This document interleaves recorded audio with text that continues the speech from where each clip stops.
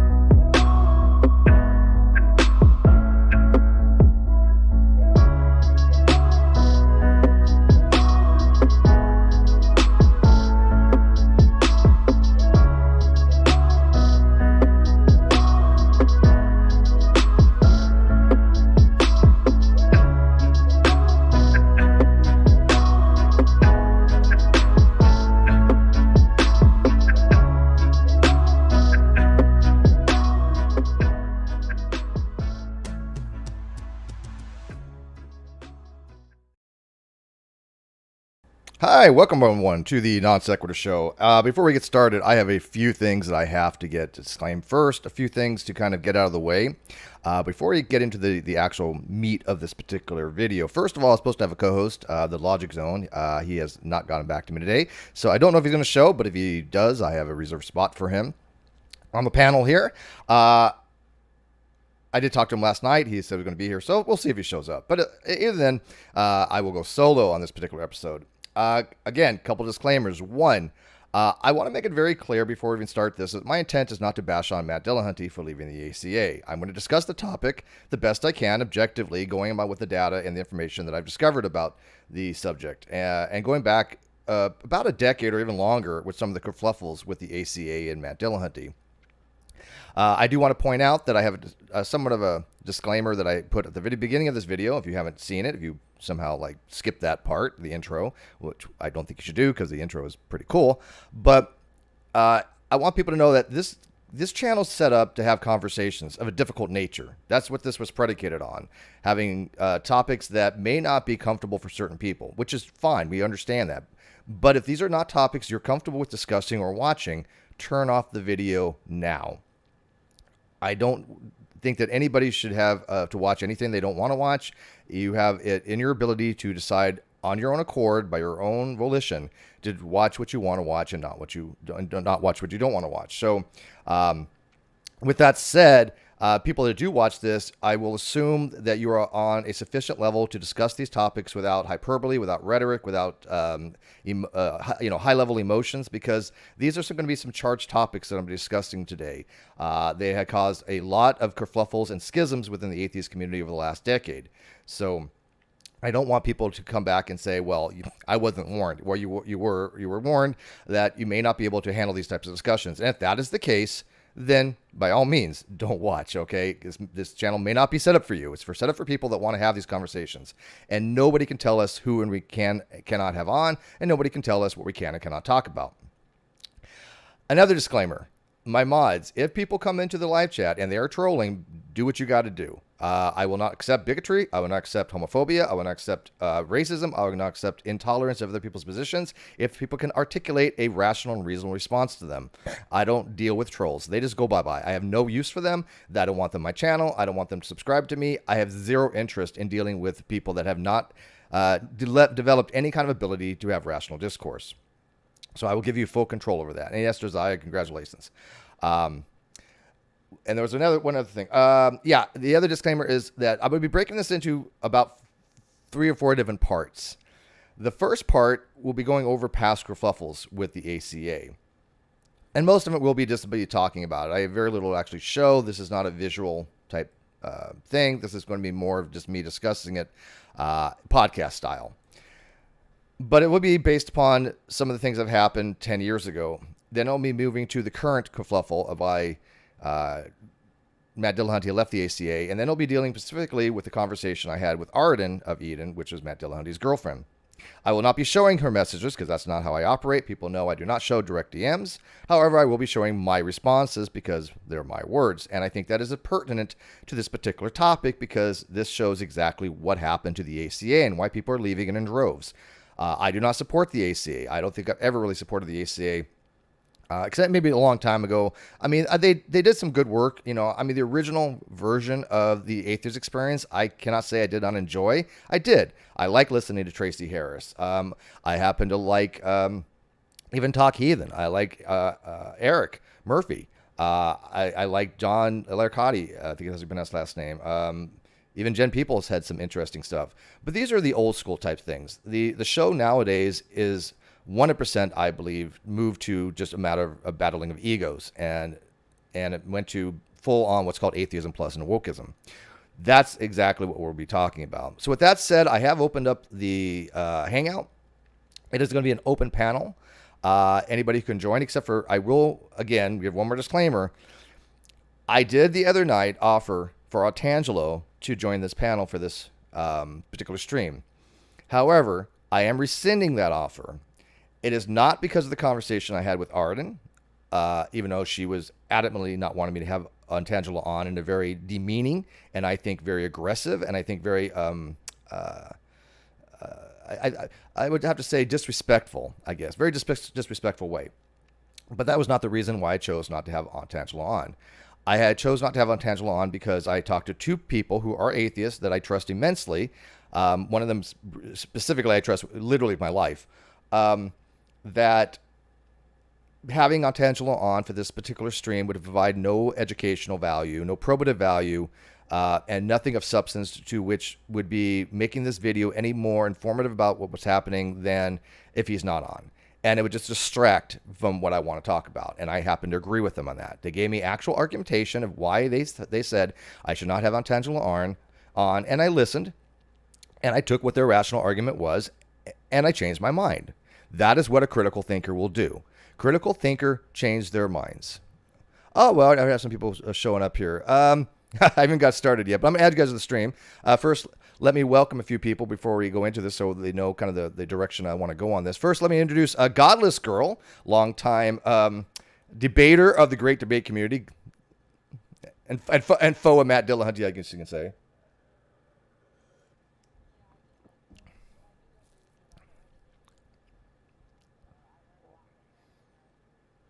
Yeah, and I'm not going to detract from that at all. And another thing I do want to clear up is that because I was accused of hating Matt Dillahunty. Let me make this very, very, very clear to people. I do not hate Matt Dillahunty. I don't think even Godless Girl hates Matt Dillahunty. We disagree with some of the things he says. I think his philosophy is way off. I think he can be somewhat intellectually dishonest at times. And I think he's way off base with atheism plus and wokeism. But the only personal things that I have against the man, which I have fully admitted that I will have a slight bias against, is how he supported Kyle Curtis, a well-known domestic abuser who abused two boyfriends and stole $60,000 from this channel, including this channel. I had to spend 2.5 years getting it back, and Matt Dillahunty supported him. Yes, I take that personally. Do I hate the man for it? No. I will tell you who I dislike. I will tell you who I hate. I will tell you my feelings. Don't assume my feelings. I guarantee it. If you assume my motives, I can almost assure you you're going to get it wrong. Anyways, all right. So with that said, we also have how do you pronounce your name? Darkest 890. That sounds familiar. Have you talked before?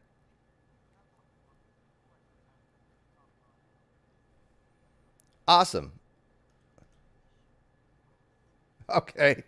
You know what? Let me, I'm actually show you guys here. See, there you go. Okay. So you guys can see the inside here. I will be adding people that I know. And that, so, you know, I don't have like trolls and things of that nature.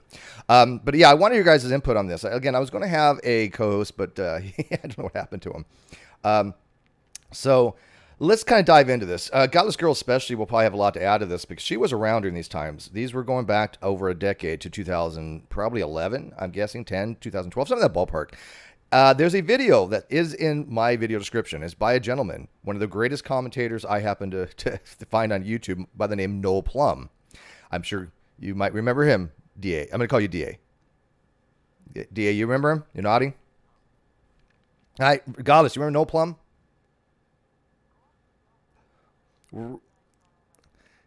You would probably recognize his voice. Well, No Plum did a video in 2012 on Atheism Plus and Matt Dillahunty, where he explained one of the first kerfuffles relating to the situation. Now, while it wasn't directly related to the ACA, it does set I think the foundations and the tone for what is happening currently.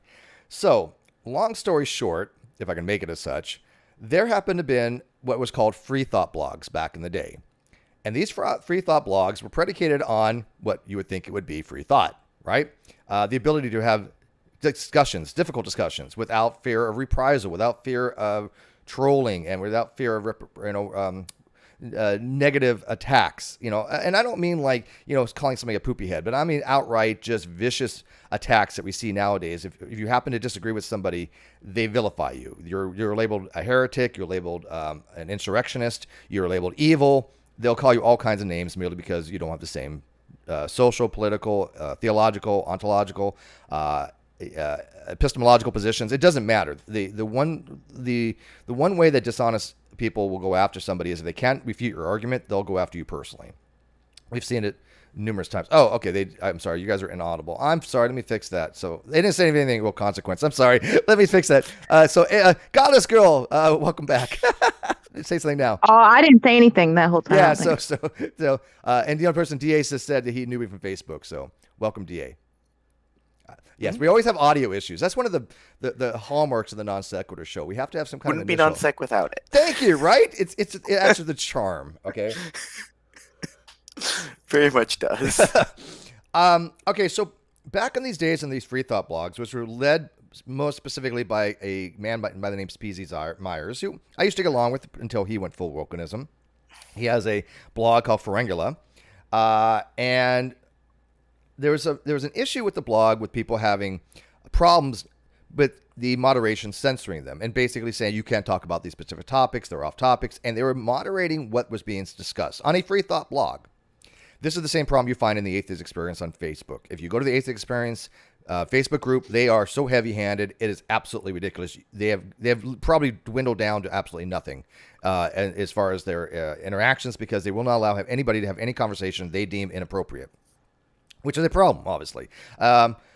Again, you have a right to moderate what you want to talk about, but certain things are up for discussion. They're not black and white issues. They are not something that you can say this must be the case, and if you disbelieve me, you are automatically wrong when they're subjective things. If they're objective facts, sure. But even then, you have a right to discuss them. If we want to talk about flat Earth, we can do that. Res Rhetoric just had a discussion on flat Earth. I don't think anybody here argues flat Earth is a thing. I don't think anybody argues that we can debate flat Earth. No, it's non-debatable. But if you want to talk about it, be my guest, right? So they had reached out to Matt because Matt was supporting these free flop blogs. And they said, hey, Matt, these people are just by fiat deeming these conversations inappropriate and deleting comments and blocking people. And Matt said, well, no, that can't be the case. That can't be the case. And for those of you who remember this, please let me know in the live chat, because again, I want to make sure that I got the history correct. I don't like historical revisionism, but go watch No Plum's video on this, because he did an amazing job on it. And I don't remember about deleting comments, because I remember you couldn't even leave when you left a comment, it had to be approved. Right. So it never got posted.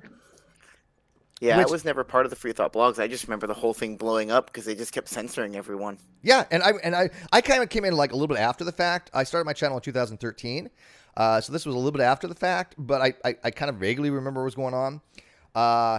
But what Matt did was he did a social experiment. And again, I'm not here to crap on Matt this particular episode. If you think here I'm going to crap on Matt this stream, that's not really what I'm trying to do at all. So let's be fair here.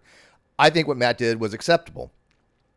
But what Matt did was he did a social experiment. He said to himself, hey, if I go to these free thought blogs under my main account, I'm going to be treated differently. He recognizes that his name has some influence in the atheist community, right? And I don't think anybody's going to deny that. He's influential in the atheist communities.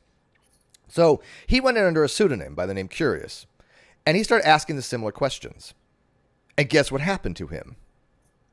They, of course, moderated him, said it was inappropriate, off topic, and they blocked that account. Before he blocked that account, though, he actually had said that, hey, look, I'm Matt Dillahunty, and why are you doing this? And one person even responded, sir, I know Matt Dillahunty. You are sir, I know Matt Dillahunty, going back to the debates, the vice president debates, where they said, I know Jack Kennedy, you are no Jack Kennedy, referring to JFK. So that was kind of funny, where they didn't even recognize that it was Matt Dillahunty, who was at the time one of their own, right? This was somebody who was supposed to be supporting the blogs, trying to show that, that is open for freedom of speech and discussion. And so he went on his main account and he said, hey, look, I am Matt Dillahunty, and I want to know why you're doing this kind of stuff. Guess what they did? DA, do you remember what they did? They banned his other account for sock puppeting. They said, you're not allowed to have sock puppets, therefore you're an evil, horrible person for doing this to us. And some of them actually felt triggered and felt physical, violent pain, that they were being assaulted because Matt Dillahunty had a sock account. I'm not making this up, okay? Oh, that's hilarious. I never knew that. Yeah. And the moderators of the Free Thought blog knew who he was, and they were trying to appease him a little bit, and I get that. I really do. I mean, they're like, okay, this is Matt. We should, trying to treat him with a little bit of respect. And I have no issue with that. I don't. I think he's earned that. That's fine. But the people that were new to the blogs, guess what they were? They weren't atheists in any real sense. What they were social justice warriors. They were promoting something called Atheism Plus. So they didn't know who Matt was. They didn't care who Matt was. All they saw was somebody infiltrating their safe space, and they were traumatized by it. This, in my opinion, should have set the foundation for Matt's understanding of Atheism Plus and why it was so detrimental to atheism. Because back in the day when Atheism Plus started, it was started by basically, long story short, Atheism Plus, if you guys don't remember, was a feminist movement. It was started by Jen McRae, I believe his last name was. But basically, it was on the proposition that we are going to exclude anybody who doesn't believe like us and assume everyone is transphobic, homophobic, racist, bigoted, and just a piece of crap until proven otherwise. That was pretty much the basis for Atheism Plus. Matter of fact, they were predicated on secular humanism, which I agree with in many ways. They're predicated on social justice, and they said skepticism, but they were the antithesis of skepticism, and they also said atheism, which, again, as Godless Girl and agrees with me, I believe, we hold atheism as to be the belief that God does not exist, which is something that, of course, Matt disagrees with us, left and right on, but he's never shown any evidence of why we're wrong. So I originally had a different belief, and then thanks to your arguments, I've come around to that statement too. So, and I appreciate that. In certain debate groups, I'll say I'm agnostic atheist just because it's easier than explaining it, but I'm agnostic thanks to, like I said, what I've seen of your arguments on it. Which is, if you're in certain groups and you want to, kind of fit in with their kind of motif, I don't take issue with that. I don't. What I take issue is when people are trying to label other people, when people are trying to label me positions that I don't have. And that happens quite frequently. I mean, again, if you try to argue that I have certain positions, certain beliefs, or certain motives that I don't have, you're probably going to be wrong. And by the way, someone mentioned Thunderfoot. Yeah, Goddess Girl. Thunderfoot was involved in all this as well. Thunderfoot was speaking out against PZ Myers and speaking out against the Free Thought blog because he was seeing exactly what's happening. He was recognizing that if you have a group of people and all you want to say that you have one thing in common, you have a non-belief of something, it is not going to be a very cohesive group. It's not something you can really kind of formulate a group around because atheism isn't, in academic understandings, merely somebody who doesn't believe. It is somebody who believes there's no God, which is something you at least have a little bit more cohesion to. If I started a group right here, if the three of us said, hey, we're going to form a group, and we're going to be called the Non-Ducks. Who the hell's going to care? Yeah, we don't believe we're ducks. Let's have a group. Let's have charity events. Let's have the forums, and let's have conventions. But if all three of us said, "Hey, we believe we're ducks," that's a little more interesting, don't you think? Like, why do you believe you're a duck? It's like, does that make sense? That having we all have non-beliefs about a whole bunch of stuff. So just having a group of people that don't believe in God, non-believers, not really that cohesive. So them adding the social justice component was a way to get more people in. It was a way to, again, build up feminism. It was a way to build up social justice. It had nothing at the time to really do with atheists, and the actual people in the atheist community, the people that were promoting atheism at the time said, no, we don't want this. Why do we care about this? We want certain things like secularism, and we want separation of church and state, but we don't agree with the feminist movement. We don't believe with woke culture. We don't believe with cancel culture. And it led to schisms. And this was the first kerfuffle, as Jamie Boone used that word later on in the second kerfuffle we'll talk about, and I think it was very apropos, where people started realizing that maybe these types of things in these communities are never going to work out well. So that's the first kerfuffle. Anybody have any questions on that? I think that was pretty accurately described, honestly. Thank you. Dead silence usually is never a good thing. It's like, okay, did I confuse people or did I describe it accurately? I'm pretty sure that. No, it was a good summary. It was a summary, right? Again, I can't go into years of history with this stuff to any large degree. If you really want to know more about that, go watch No Plum's video. Again, I'm a huge fan of No Plum. And He breaks it down nicely. yeah, he's great. So the second kerfuffle, which was even a bigger kerfuffle. Oh yeah, and by the way, yes, this was back when Richard Carrier was promoting Atheism Plus 2. He actually wrote blogs on this where they're no longer available. I tried to find some, but they're not there. Of course they're not. They block anything. Yeah, well, I think he deleted it. I think Richard Carrier, at least, I think personally, Richard Carrier somewhere along the line went, yeah, maybe this wasn't such a great idea. Why? Because he was held by the same standard that he was holding other people to. And his philosophy back then, because I do know Richard. We have had many discussions. He wrote 2 blogs, about my positions, got them wrong. But I know Richard. I was going to have lunch with him, but we just couldn't meet up. But I know ill toward the guy. We just disagree. Whatever.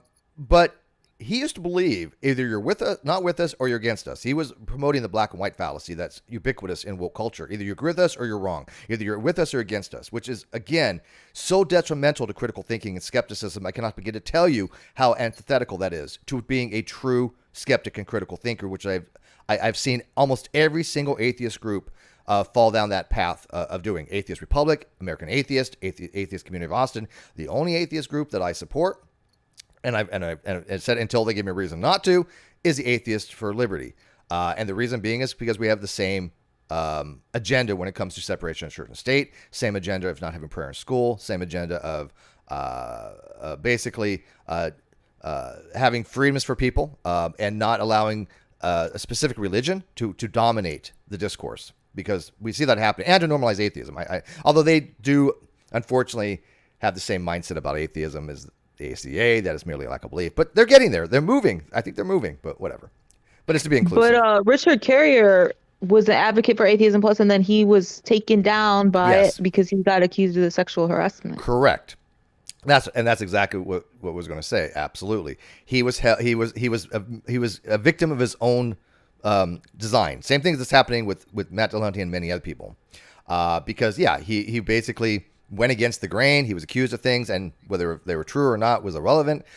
They will eat their own. They will go after anybody. And I think David Silliman had the same problem. He was a supporter of all this too.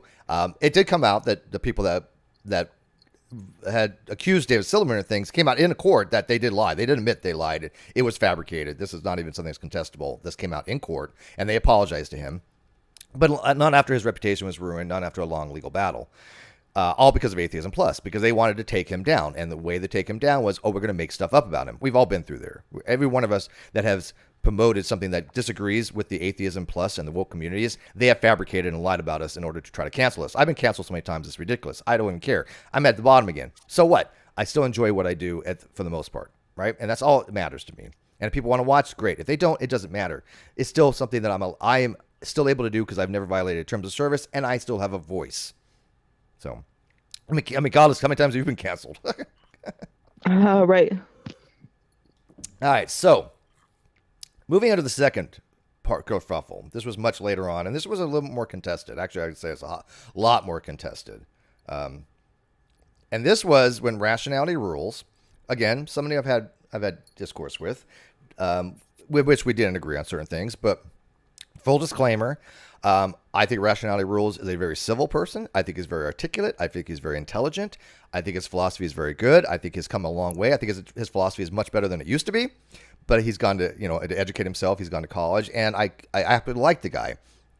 I still think that he owes me an apology for certain things about how I was vilified about putting out, philosophical context of atheism, but that's okay. I'm a bigger person. I can get by that.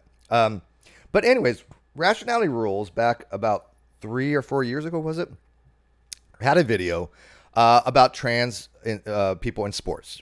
Do you guys remember this?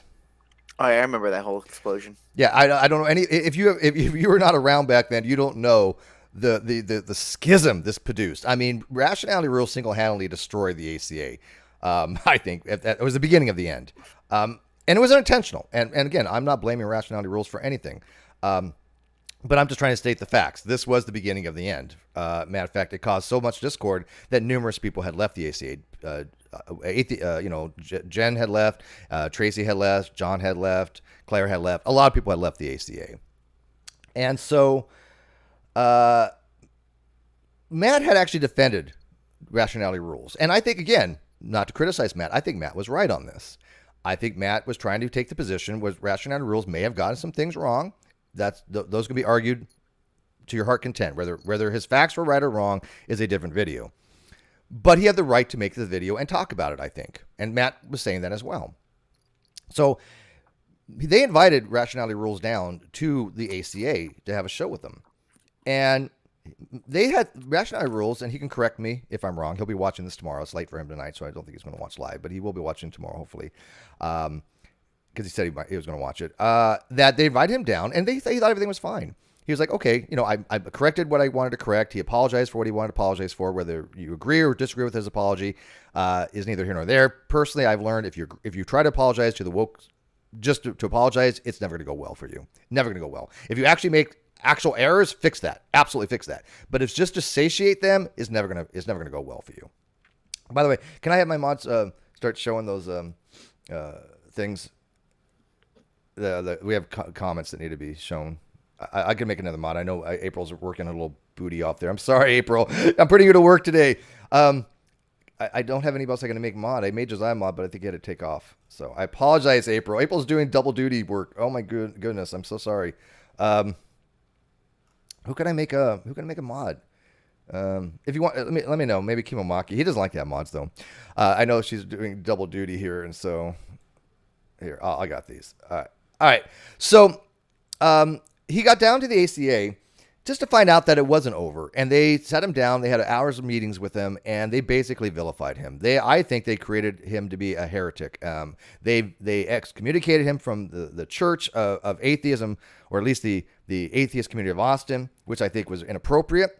But it to me showed that even if you have an ally, which, by the way, can imagine anybody thinking that Rationality Rules is not an ally to the lesbian, gay, trans community. If he got some mistakes, you correct them, you fix them, and you discuss it. You don't vilify somebody because you disagreed with their particular video. If you think that his video was transphobic, which you have every right to do, you articulate it in a way that's coherent, rational, and you have that discussion. But certain people were not able to have those discussions. They wanted to shut them down. They said, if you even talk about this, you are evil. If you talk about this, you are a bad person and you should be excommunicated from the cult of atheism.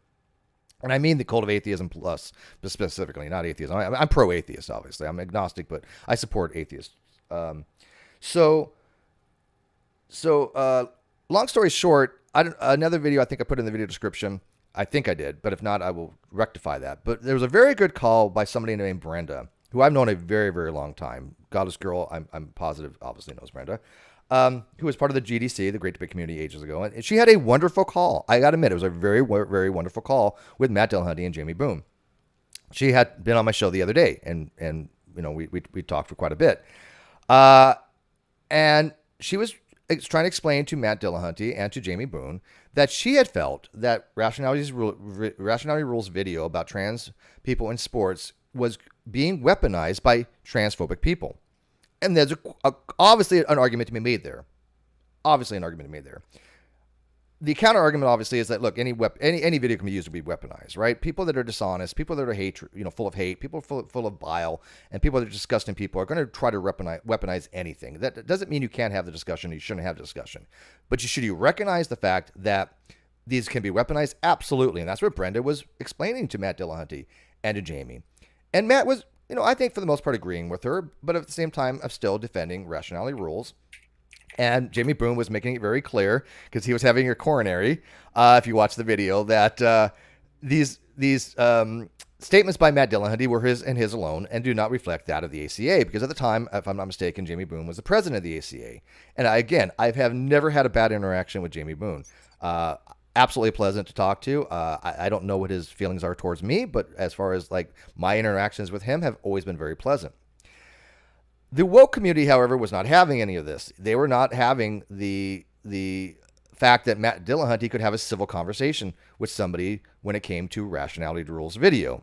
Even though, like I said, if you watch that video when Brenda calls in, I think it was the Atheist Experience, it was a good conversation. It was a very good conversation.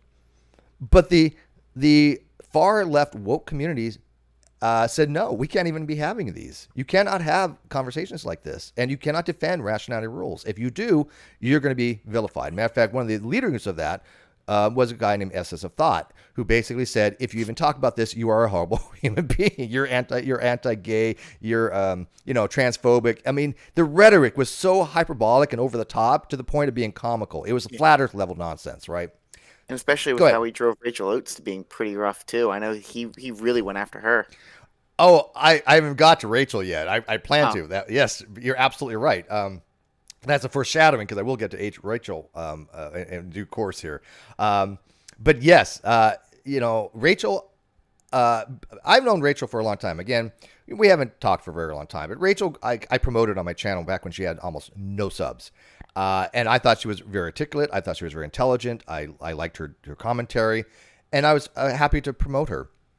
And I knew she was going to do very well. And she has. She's been very successful. She's honestly a very nice person. I mean, seriously, as somebody who's has talked to her way back when many times, she's very, very, very nice. She's not somebody who portrays to be somebody that she's not. She's very emotionally driven, okay? And Essence of Thought used that as a weapon. And he wasn't the only one. There's another person we'll be talking about coming up here by the name Jimmy Snow that did the same thing, if you remember how he treated Rachel Oates. Oh, goodness, Jimmy. Yeah, I guess the rabbit hole is deep, isn't it, brother? The rabbit hole is deep on this stuff. That's what I'm saying. Very deep. So, Godless, before I go, move on a little bit, do you want to address anything? Because you know Brenda pretty well. Did you listen to the conversation she had with Matt, or do you remember the whole kerfuffle with the gender in sports that Rationality Rules made? I actually don't. I never knew she called in and talked to Matt about that. But there's no better person because she is trans. So you think they'd listen to her about that and not say, how could you say she doesn't have the right to speak on such an issue, right? I couldn't agree with you more. And by the way, Brenda and I have had history. We have had words, and yet it is all water under the bridge. I have no ill will to Brenda at all. She was on the channel the other day, and we had a great discussion. And matter of fact, if you guys remember on the NonSequitur show, there was an episode where we had Andrew Rappaport on, who was a shill for a guy named Bible Thumping Wingnut. I find these people to be morally detestable. They are very, very homophobic, very, very anti-trans. And we eviscerated Andrew Rappaport. And he was one of the people that was actually misgendering Brenda and basically treating her like garbage. And, we had him on. Wasn't to promote him, but it was to vilify him. And that's what I'm saying. You can platform anybody you want for whatever reasons you want. But that's because you support, you have somebody on, doesn't mean you support them. We obviously, back in the day, and this was years ago, did not support Andrew Rappaport. I actually think he's a horrible, horrible human being. But we wanted him on to show this. And now, if somebody would have said, hey, Steve, we don't want you to have Andrew Rappaport, I'm like, don't watch. But if they say, oh, you support, anti-gay because you have Andrew Rappaport on, you're obviously missing anything about what we do and what the show is about, to expose bad ideas and to discuss these things to show why people that are treating gay people badly are shitty fucking people. I mean, to put it bluntly. And Andrew Rappaport and his ilk, the Steven Andersons of the world, the Ken Hovens of the, I didn't mean to say Matt Dillahunty, the Ken Hovens of the world, the Matt Powers of the world. That's where I was going with that. They are horrible freaking human beings, and I detest them and loathe them with every fiber of my being. So Godless, like you said, Brenda being trans was a very apropos person to call in and have that discussion, and they listened to her, and her points were valid. Right, wrong, or indifferent is a conversation to be had. What the problem was people saying you cannot even have this conversation, and that's where it all went south, because the ACA was shutting down all communications when it came to anybody bringing these topics up. They were not having any of it. If you were even to bring up Rationality Rules in the Facebook or on the show, you would be gone. You would be just you're poof. You committed heresy, and I think that's where Matt Dillahunty again should have realized maybe these are issues that shouldn't be really brought about in an atheist community, right? There are obviously social, political issues, and obviously issues that should be discussed: abortion rights, trans rights, gay marriage, all these things, all these topics absolutely should be discussed. But atheism is a position on the ontological status of God. When you start including all these other things, you're going to have divisiveness. And you're also going to have people that don't even agree among themselves. You're going to have two trans people that will not agree on all things, and nor should they. Just like two gay people will not agree on all things. Just like two heterosexual people will not agree on all things. They have to accept this as part of free, I hate to use a free speech because it's not really a free speech issue, but it is free thought. Right? People are not going to think the same way as you. And you can criticize them all you want for it. Now, if they think so much to the degree where it's, to me, morally egregious, like if you advocate killing gays, there's no discussion for that with me, right? It is harmful. It is bad. It's wrong. I'm not going to sit there and have a discussion with you on the merits of killing gay people because you think the Bible says so. That's not going to happen. If I discuss somebody, that topic with somebody, it's going to point out why they're a morally bad person. So... what would be really funny is if, how would they react, the ACA, if like a trans person accused them of being transphobic for not allowing their free thinking on these issues? They right? They did, though. And again, that goes back to Atheism Plus. In Atheism Plus, the normative is you are transphobic until you demonstrate by virtue signaling that you're not. That's how they operate. That's the favorite thing. No, but what if they were the ones being accused of being transphobic? The ACA was being accused of being transphobic for not letting trans people. Some of them they were accused of that? Some of them accused the ACA of being transphobic. Some of them accused of them supporting trans. Some of them said they weren't supporting trans. There was no consensus. Oh, that's hilarious. Yeah. Matter of fact, Rachel Oates was accused of being transphobic, for God's sake. Rachel Oates! I mean, again, they turn allies into... And I wouldn't say they turn them into foes because these people are they're not, anti-trans, but they're not somebody who'd be vilified. These are allies. When you have allies that think the way you do, agree that people that think that you should throw gays off buildings are wrong and their religion is wrong for saying that, why would you alienate them by throwing out these hyperbolic terms saying just because you disagree with on some kind of quibble or minor issue that they are somehow anti-trans? That's absolutely ridiculous. But that's what they would do. That's what Atheism Plus does. And that was the big kerfuffle with the Atheism Plus because they didn't like how it was being handled. And all of the co-hosts didn't like how it was being handled. And a lot of them left. Because they didn't like how the situation was being handled.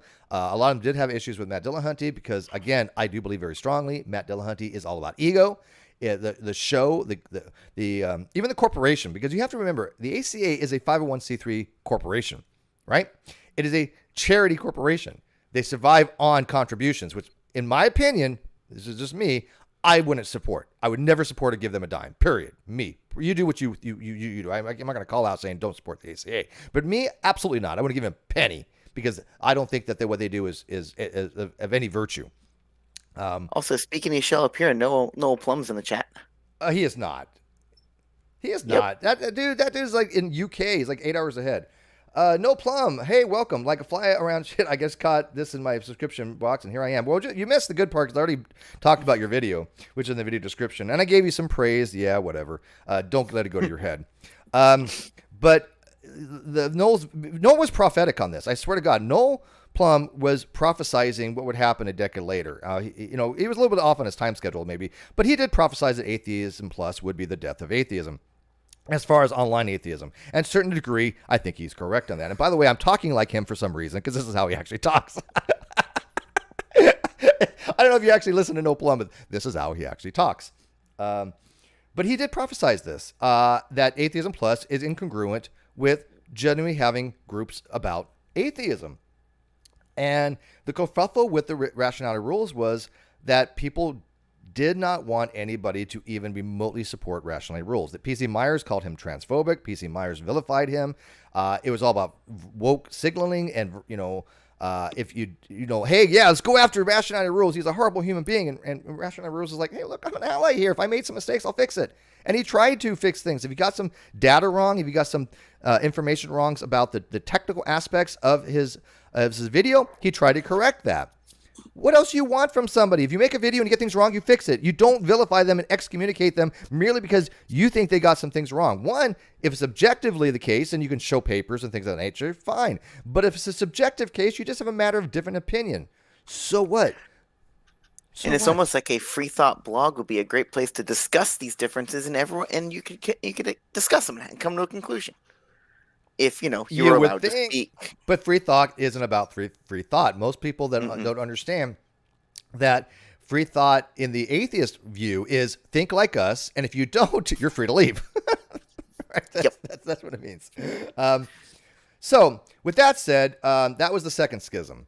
This is why a lot of people were leaving the ACA. This is when people were like, no, look, you're cutting us out merely because we don't find Rationality Rules video to be that bad. I know a lot of atheists who didn't find his video to be that bad.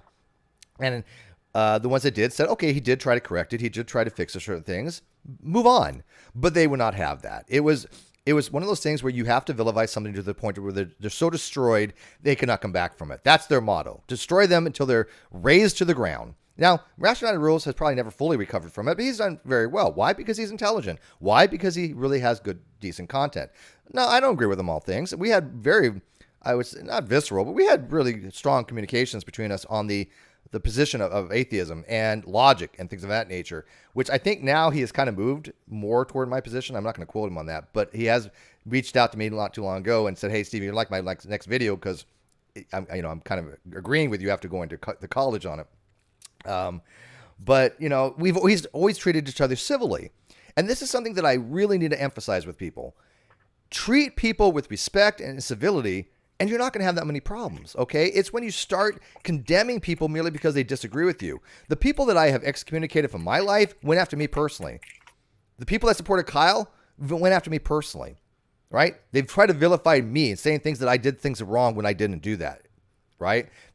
Those things will not be recoverable to me unless you really have to beg for forgiveness. And even then, Jesus forgives. I don't, but I might, right? I might. But when I see people that disagree and don't make it personal, I got no issue with that. Cosmic Skeptic and I disagreed with this stuff quite some time. I got nothing personal against him whatsoever. I think he's an extremely bright guy, right? I love people listen to some of his debates. I mean, one with Frank Turek was brilliant. And so keep the civility. And that way you don't have these problems of having to excommunicate somebody from your group merely because you have tried to vilify them to the point of being canceled. And that's why it gets into the whole cancel culture thing. So anyways, that's the second Kerfuffle. Any questions on that? Was that a too long version? I'm sorry. I mean, it's pretty complicated. Go ahead. It was a long explanation, but it was a complicated topic.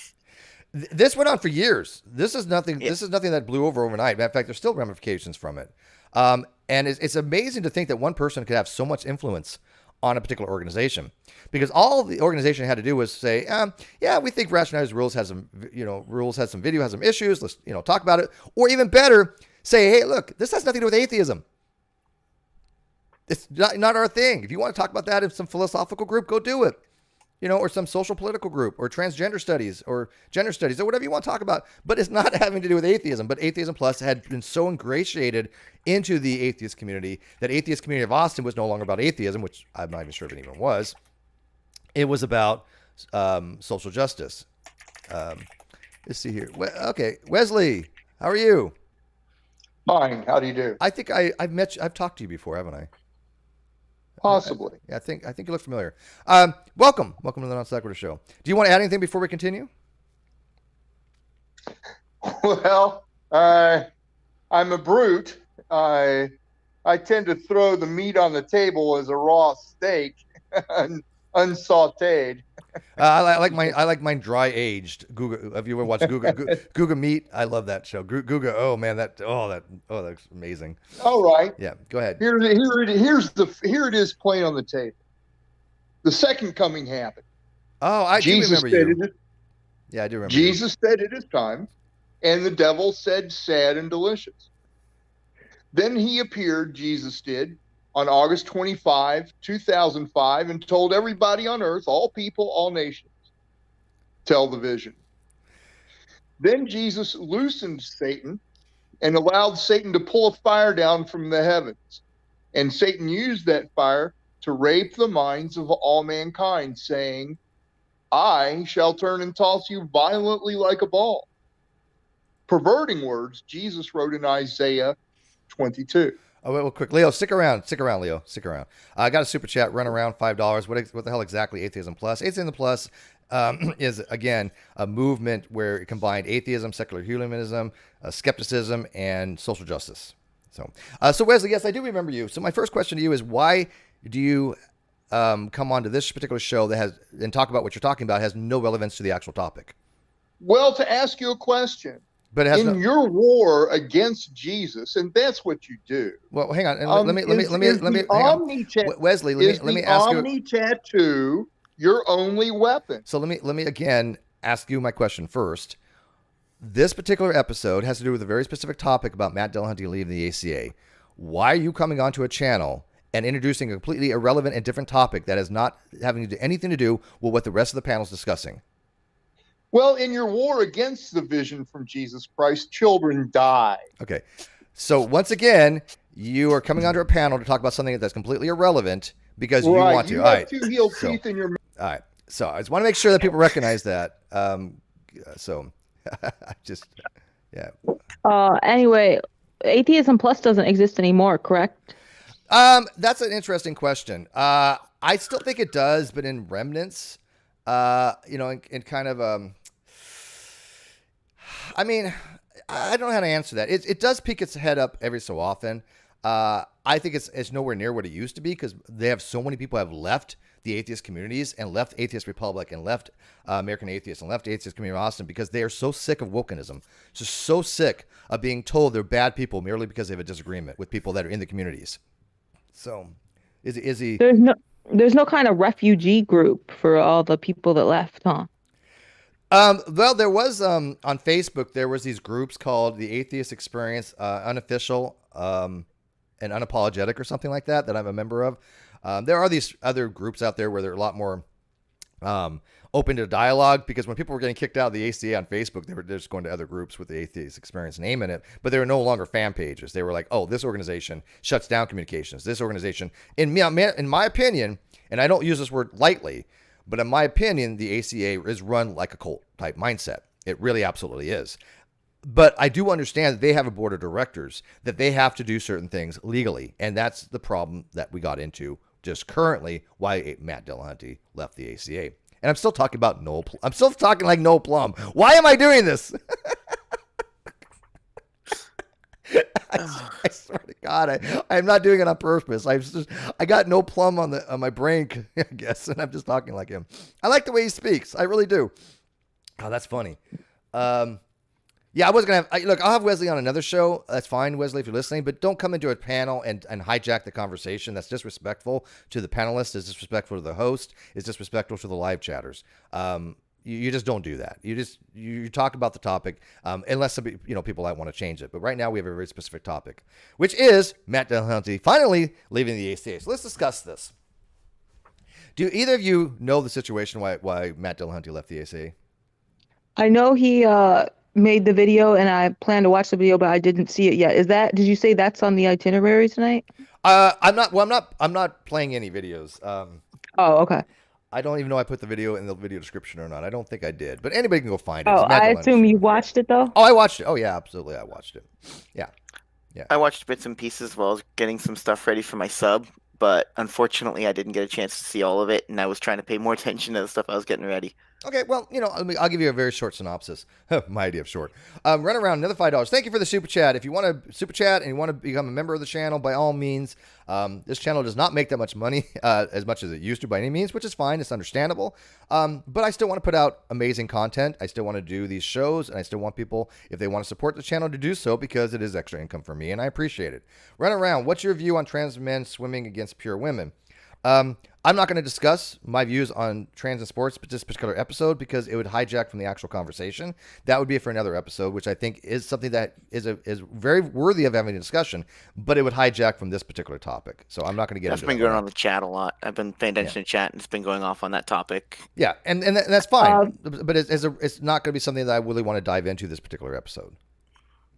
From what I understood, though, he left the ACA or announced he was leaving, and then it took him a while to get everybody wanted to know why, and it took him a few days to get that video up, right? Everybody was like, he just left without saying why, I think. So, yeah, he left. He made his announcement basically on the Atheist Experience. But the reason, from what I've gathered, and of course, correct me if I'm wrong, if you're on the outside chat and you've heard things differently, but I think I've got it pretty well. Long story short, there's a show on the ACA called Truth Wanted. It was originally, I think, hosted by Objectively Dan, who, if I'm not mistaken, was a theist at one time that kind of got onto the whole street epistemology thing, and because of that, left religion, if I remember correctly. But he was a host of the show. He invited me to call numerous times, which I never did. I don't call those shows mainly because I don't think they're going to be productive for my type of argumentation, because my argumentations require a little bit more intense understanding, and you're not going to get that just calling up a theist, an atheist show. So I just never have called. But he did offer, and I respect that. But it was being hosted, but this particular episode, by Apologia and somebody else. As people know, I have a lot of respect for Apologia. I love his videos. One of the reasons I don't talk about younger creationism as much as I used to is because Apologia does a much better job. I grant him this. But they had a person call in by the name of Antangelo. You guys remember Antangelo, I assume? Nope. Yeah, he's actually on Clubhouse every day now. I talked to him today. All right. A runaround for $5 more. Thank you, runaround. All good. And I appreciate it. I appreciate the fact that you asked a question. You accepted I wasn't going to get into that particular topic as of now, and you still wanted to super chat. Thank you very much. I do very much appreciate that. Okay, so Antangelo is, for those who don't know, is a younger creationist with very, very biased opinions and very misinformed and uneducated opinions in my perspective. He does go a lot on the debate scene. He does talk about this stuff, which is fine. Anybody can talk about these particular topics. However, Antangelo did something that most people would find probably be morally egregious, because he had harmed somebody, because it was meant to just harm somebody. There was no other reason but to cause pain for somebody, which I find to be morally egregious. And what he did was he showed pre-transition pictures of Arden of Eden, which is Matt Dillahunty's girlfriend. He got these pictures, I think, from her Facebook, from what I understand. I mean, I don't know where else he would have got these photos from. So they're already public. She already has them out there. But he, for some reason, posted them around to show her pre-transitioning. I don't know the reasoning for that. There's no probative value for that. One of the reasons why I ever did such a thing is because somebody had accused me of falsely sexually harassing somebody, who later on, after I stopped talking to them, transitioned. And I'm like, here's my video on this person. You know, this is how I knew them. So I showed a picture of them from my video. That's how I knew them. I'm like, this person, presented as male. They're male. There's, absolutely ridiculous to think that I sexually harassed them. I'm a cisgender heterosexual male. I don't sexually harass anybody, and I certainly have no interest in any men. Sorry, I just don't. Now, again, I'm pro-gay. You want to be gay? Absolutely. I'm 100%. But it's just not my thing. We all have our preferences. So that's the reason I did it. And of course, people lost their minds on it. But it was like, wait, this is one of my videos. This is a screenshot from literally one of my videos. It's been up forever. And I think they also have their videos on their channel as well. That was all it was for, to show that, look, this is how I know this person. And you're making this lies about me that I've sexually harassed them. That's insanity.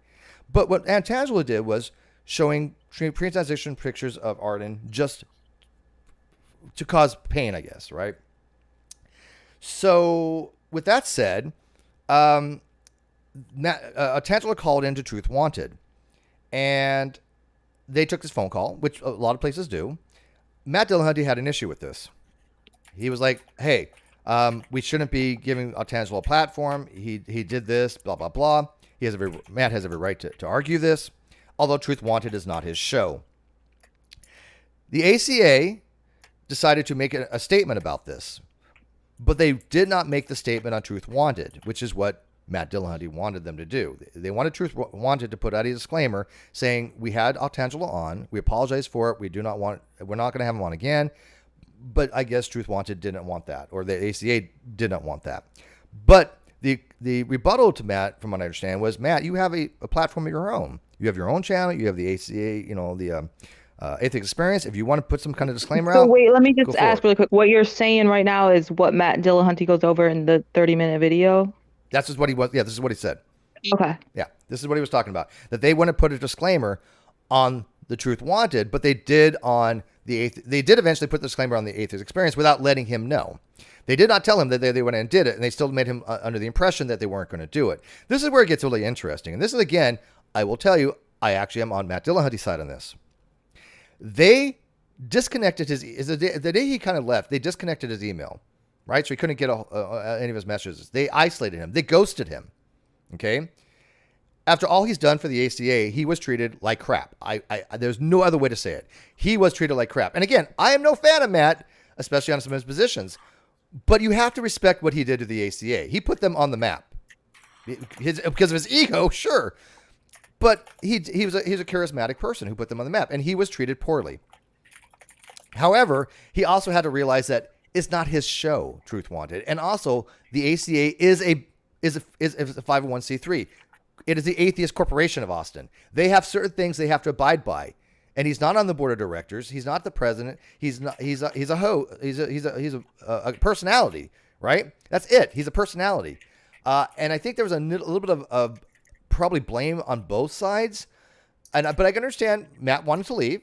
I can understand that he was treated unfairly, and he was like, "Look, I shouldn't be treated like this." And in this particular case, I don't think it appealed to his ego. Some people disagree with him on that. Some people say, "Oh, it's all about his ego." Look, I will say when I think it's about his ego. I think that in this particular case, sure, there might have been some ego, but at the same token, when you are with an organization for that long and they just get rid of your email and treat you like shit and ghost you and not give you any information, I'm not a big fan of that. I understand that why they probably did, because they are a corporation and they have to, put that first. But at the same token, it's disconcerting to the people who put in a lot of time and effort into promoting something to be treated like crap. So far, does that make sense to everyone? Have I related the situation adequately? If you think that I have, let me know. If you don't think that I have, please let me know. But for those who have looked into this and watched his video, what say you so far? So I'm going to give people a little time to kind of talk in the live chat and hear you guys' what you think so far. Godless and AJ. Well, I didn't watch the video, so I'm unsure. But I have a question. Did maybe they put Tangelo on accidentally, or did they know it was the guy who? They knew. Yeah, I can't say for sure at the time they knew that Tangelo was putting pre-transition pictures of Arden up or not. Now, I will tell you this. One of the people, I don't know if I can say their name or not. I'm sorry, but I'll just say an atheist that I know that I respect had talked to Tangelo and said, "Look, what you did was a kind of a dick move. Everything that you've built up to get some kind of I hate to use the word credibility, but good faith with the atheist communities is being lost, because you've now moved it from you wanted to promote God, wanted to promote young earth creationism, to, you are a piece of shit because you are trying to harm somebody merely because you are trying to point out because you don't agree with transgenderism, which is an entirely different thing." And so he recognized that, I guess. Tangelo recognized that and did take the pictures down, but the damage was already done, right? So I don't know. I haven't spoken on Tangelo on it yet. Again, I'm not going to have Tangelo on this particular episode, not because of what Arden had said to me, which, again, I will not show her DMs, but I will show mine to her because I think it's important to understand the mentality of the woke community, of how you approach somebody, because I approach people respectfully and I expect it in kind, and when I don't get it, it tells me a lot about the individual person, because I've never had beef with Arden, and I still don't have beef with Arden. However, what she did was inappropriate to me, and I think I do deserve an apology, but I'll get into that, and I will show them those screenshots from my end coming up here. But as far as like him leaving the ACA, he's made that decision. But here's the funniest thing, Godless Girl. He went from one crappy organization to probably even worse one. Because guess who's doing shows with now? Well, I know he's on the line. Yes. And who is he on the line with? I don't know. I haven't watched Jimmy freaking Snow.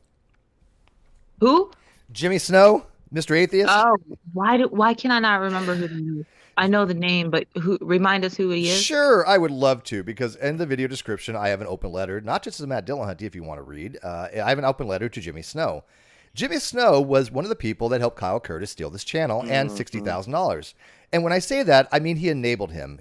He supported him. There was no legal or fiduciary duty that Jimmy had. But Jimmy, I think, recognized that Kyle was doing some shady shit.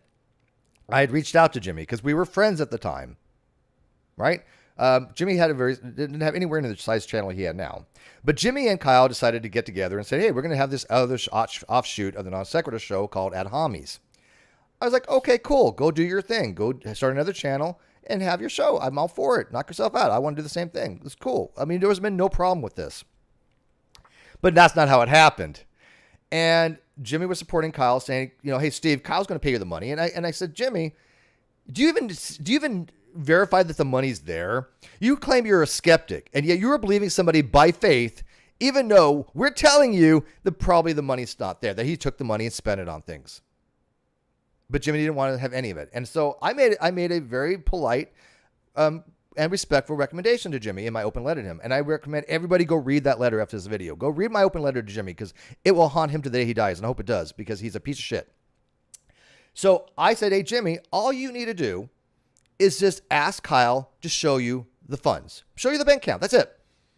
And if you do that and you tell me, he doesn't have to show me. If you tell me, Jimmy, that you've seen it, I will believe you. I'll give you the benefit of the doubt.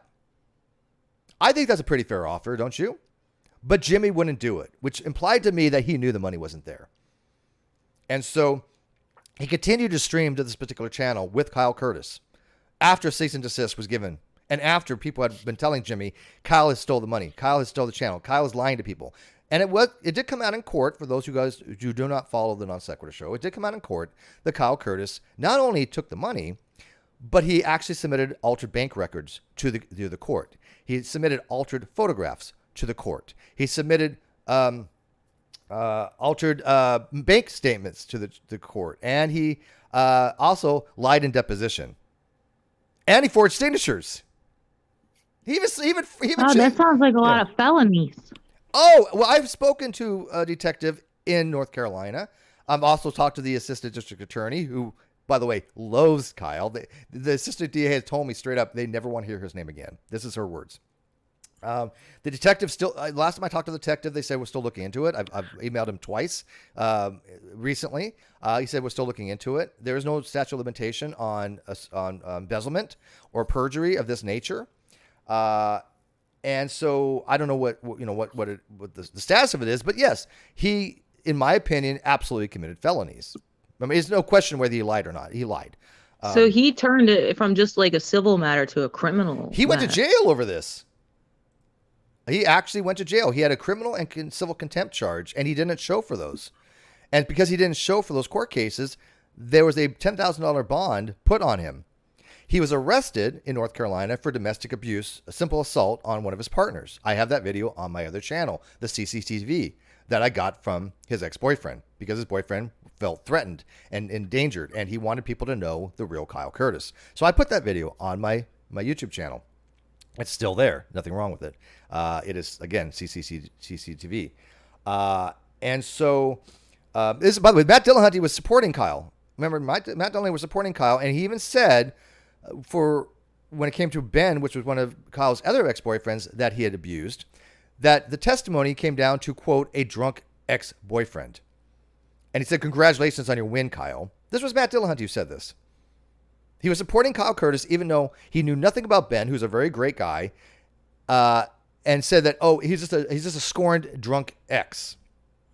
That, to me, said all I needed to know about Matt Dillahunty, because at that point he recused himself of being skeptical and looking at the facts, because we knew better, and we knew we knew Ben was telling the truth, and that he never lived with Ben, because what Kyle Curtis tried to do was say that he had moved and lived with his boyfriend Ben, and that the service was bad. Well, the judge had even told him, even if he had moved, the service would still be good. But also, the way he did this was he forged a lease. He signed Ben's name to the lease that Ben never signed. He changed the dates. Crazy. He changed the dates on his email. He changed the address on the email to show that he had moved somewhere. but didn't realize that the barcode from the mail code shows a different zip code. And so it was photoshopped. So he submitted photoshopped evidence to the court. This is an evidence. This is not even a matter of debate. This is actual done deal. We know this. I thought Kyle was so trustworthy. I mean, apparently he's such not an honest person, right? And so, long story short on that, to wrap that aspect up, I did get a judgment for $115,000. My lawyer is doing the paperwork to collect on that as we speak. I just talked to him this morning. It will take some time. There's a hiccup in the court system right now in North Carolina. Not going to get into the details on it, but basically, the courts suck. Okay, let's put it this way: the courts suck. But they're taking care of it. I just speak to my attorney today. He's still working on that, and we'll be doing ways to collect. But that's done, and I also obviously got the channel back, and I also got vMix. I got I got the Teespring. I got all the RSS feeds. I got almost all of that back, if not everything. I'm trying to think, maybe one or two, but irrelevant what I didn't get back. But long story short, it was proven that Kyle had lied to everybody about things. So Jimmy Snow, though, issued an apology on this. And his apology was, hey, Kyle lied to me too, and I'm the victim here, and screw Steve. That's basically what it was. It's on my blogs. Like you can go read again. It was a non-apology. And he played the victim. Jimmy Snow is all about himself. He is a narcissist. I think he's a self-admitted narcissist. And so it was all about how it affected him, that his friend hurt him so badly. Didn't give a damn how it affected me. Didn't give a damn how it affected the audience. It was all how his trust in Kyle was violated. I swear to God, it was bizarre. It was bizarre how just blatant he was, how it was all about Jimmy Snow. And he lied to his audience about it. He basically said that, he wasn't, wasn't supporting Kyle and that he didn't know anything. He did know after the fact. He absolutely did know. And he tried to do historical revisionism. Anybody who asked him about it got blocked. Everybody who asked him about it. He has his whole audience. Not one of them, I don't think, was originally a Non-Sequitur Show fan. I think most of them are just woke people now. But this is who Matt Dillahunty is now streaming with. Somebody who actually, again, attacked Rachel Oates as being transphobic. An atheist and LGBTQ plus ally, Rachel Oates, he attacked as being transphobic because he was trying to protect Gabby Hayes. If you guys remember that kerfuffle, which is completely different, but that was a big kerfuffle. Do you remember the kerfuffle with the whole poetry thing?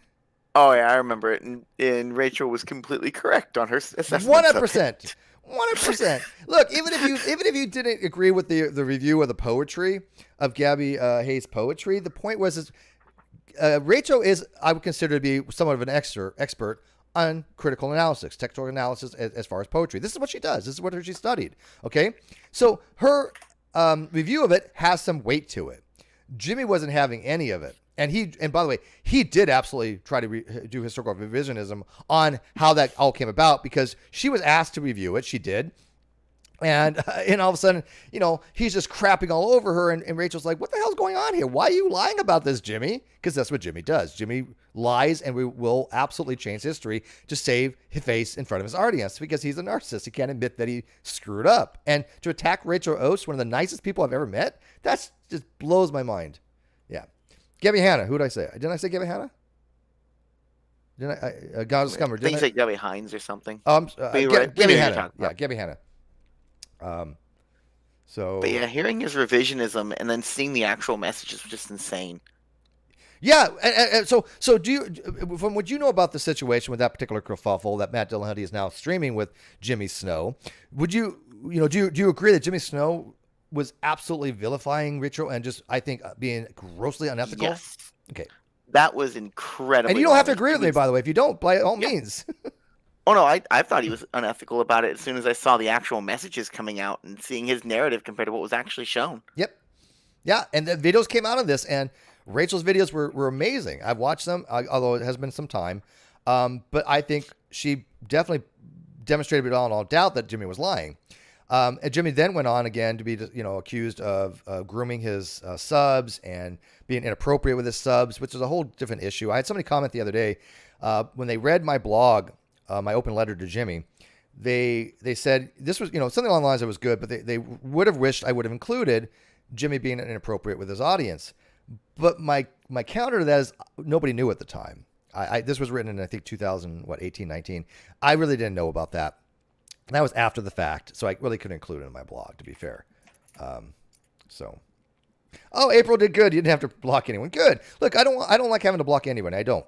The only time I really will block somebody if they just come in and they're just absolutely visceral and saying hateful things. I will not have any tolerance for that. If you come in and you start being attacking gay people, attacking trans, being homophobic or being racist, you're gone. There's just no talking with them. I have no interest in those conversations. There were a couple of very big anti-trans people in the chat.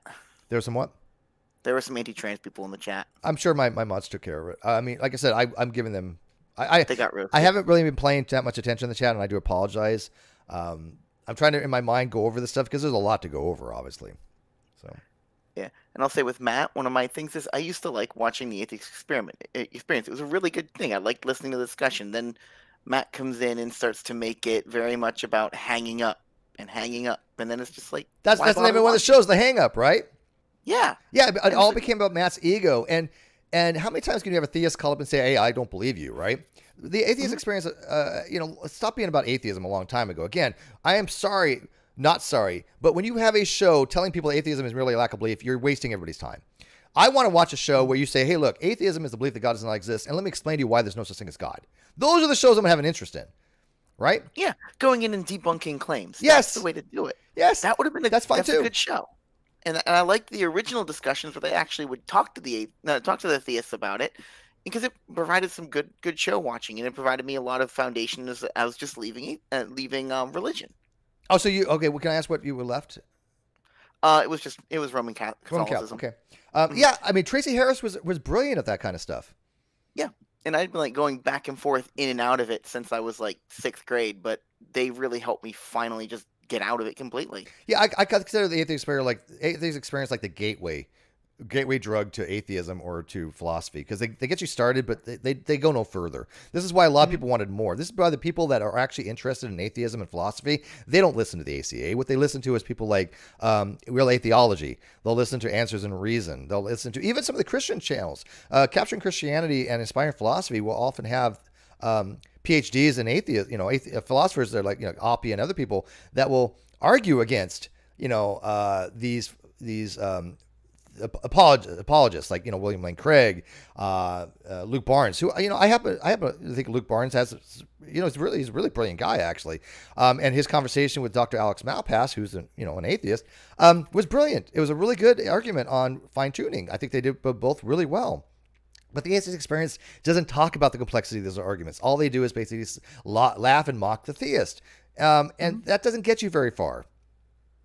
Doesn't get you very far. They used to. That's where I got some of my good understanding of the argument, and the discussion against it was from their shows originally. And then now it's just, well, okay, this is the argument, hang up. Yeah. You're wrong. The mocking and well, that's what they did to me, right? Aaron Ra, who I used to get along with really well. I know Goddess is a huge fan of Aaron, right? You don't always get along with him, do you? Yeah. Well, no, I don't get along with him now, but that's on his end, not mine. I really don't have any ill will to him, except for the fact that he's just hyperbolic to an extreme. He got my position wrong. His blog on me is crap. He wrote a blog entry on me where he wouldn't even mention my name. He called me an ex-associate of his, and he called me Mr. Agnostic. And his blog was so bad that even the philosophy people were like, "Dude, this is just wretched." I wrote in almost a polemic, almost in a satirical way back to him, because it was just so bad. It was almost to the point of being sophistry. I'm not a big fan of sophistry, but sometimes it can be useful as a tool.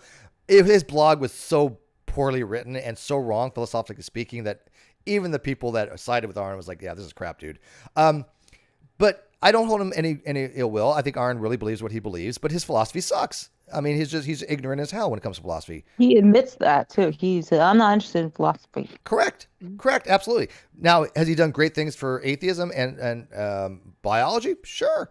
Again, we agree wholeheartedly about when it comes to not promoting young Earth creationism. We're very much anti-young Earth creationism, and we could have been still allies.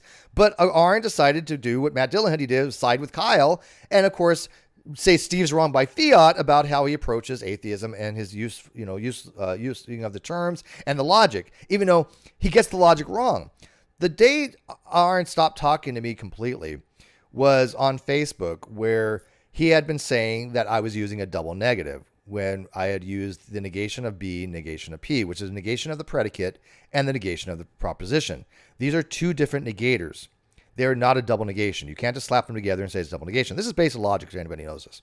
And I tried to explain to him, as I did everybody else who knows logic, Aaron, this is not a double negative. Steve's correct on this.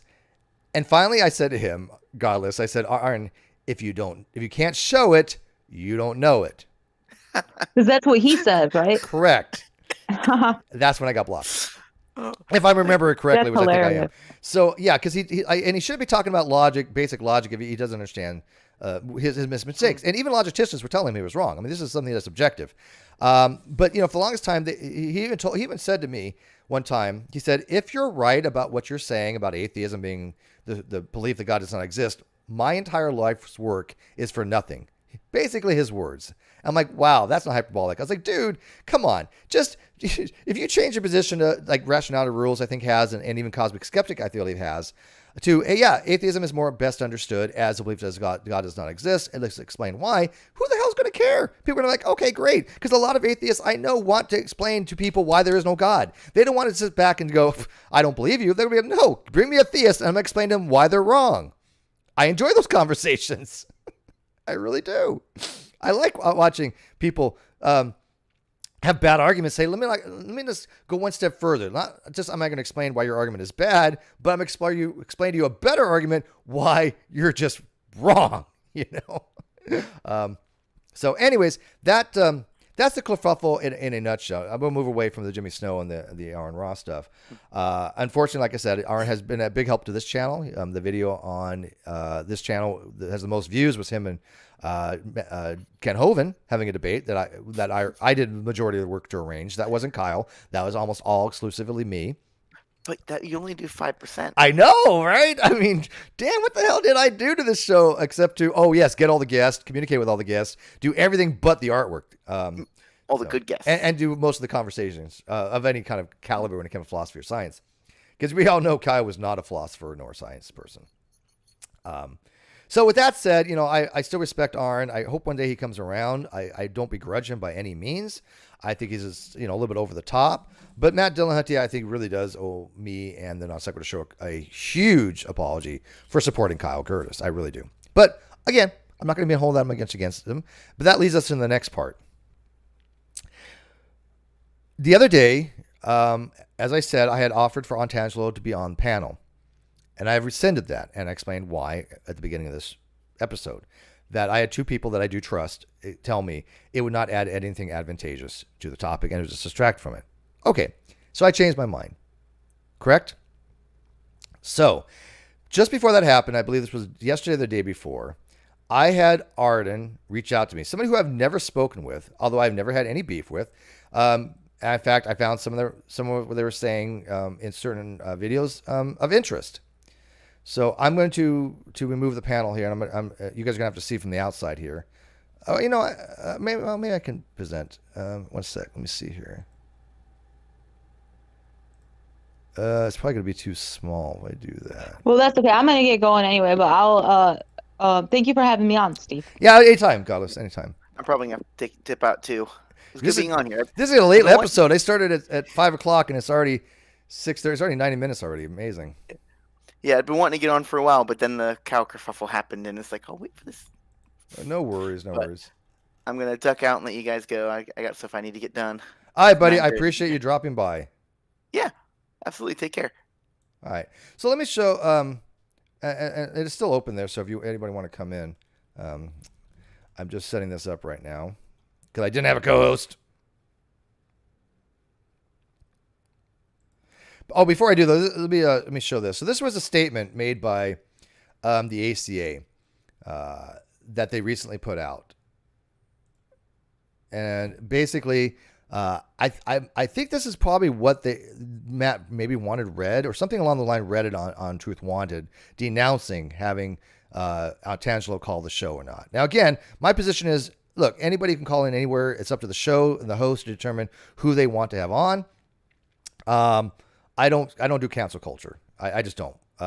but I can understand some of the problems arising with having certain people on. I get it. But look, there are people that platform Matt Powell, who is one of the most morally degenerate people I've ever met in my entire life. He's sick. And anybody who supports him, I will not have anything to do with. But if you have Matt Powell on to basically shove his head up his butt and show why he's an evil person, I'm okay with this. Right? What you got to do. But anyways, this is their statement. The Atheist Community of Austin produces multiple shows weekly that use a call-in format to allow the exploration of ideas and afford opportunities to confront bigotry, hatred, and prejudice. Now, right off the bat, though, do you see a problem here? They're the Atheist Community of Austin, not the Atheist Social Justice Community of Austin, not the Atheist Plus Community of Austin, although that is what they are now. It is not about atheism.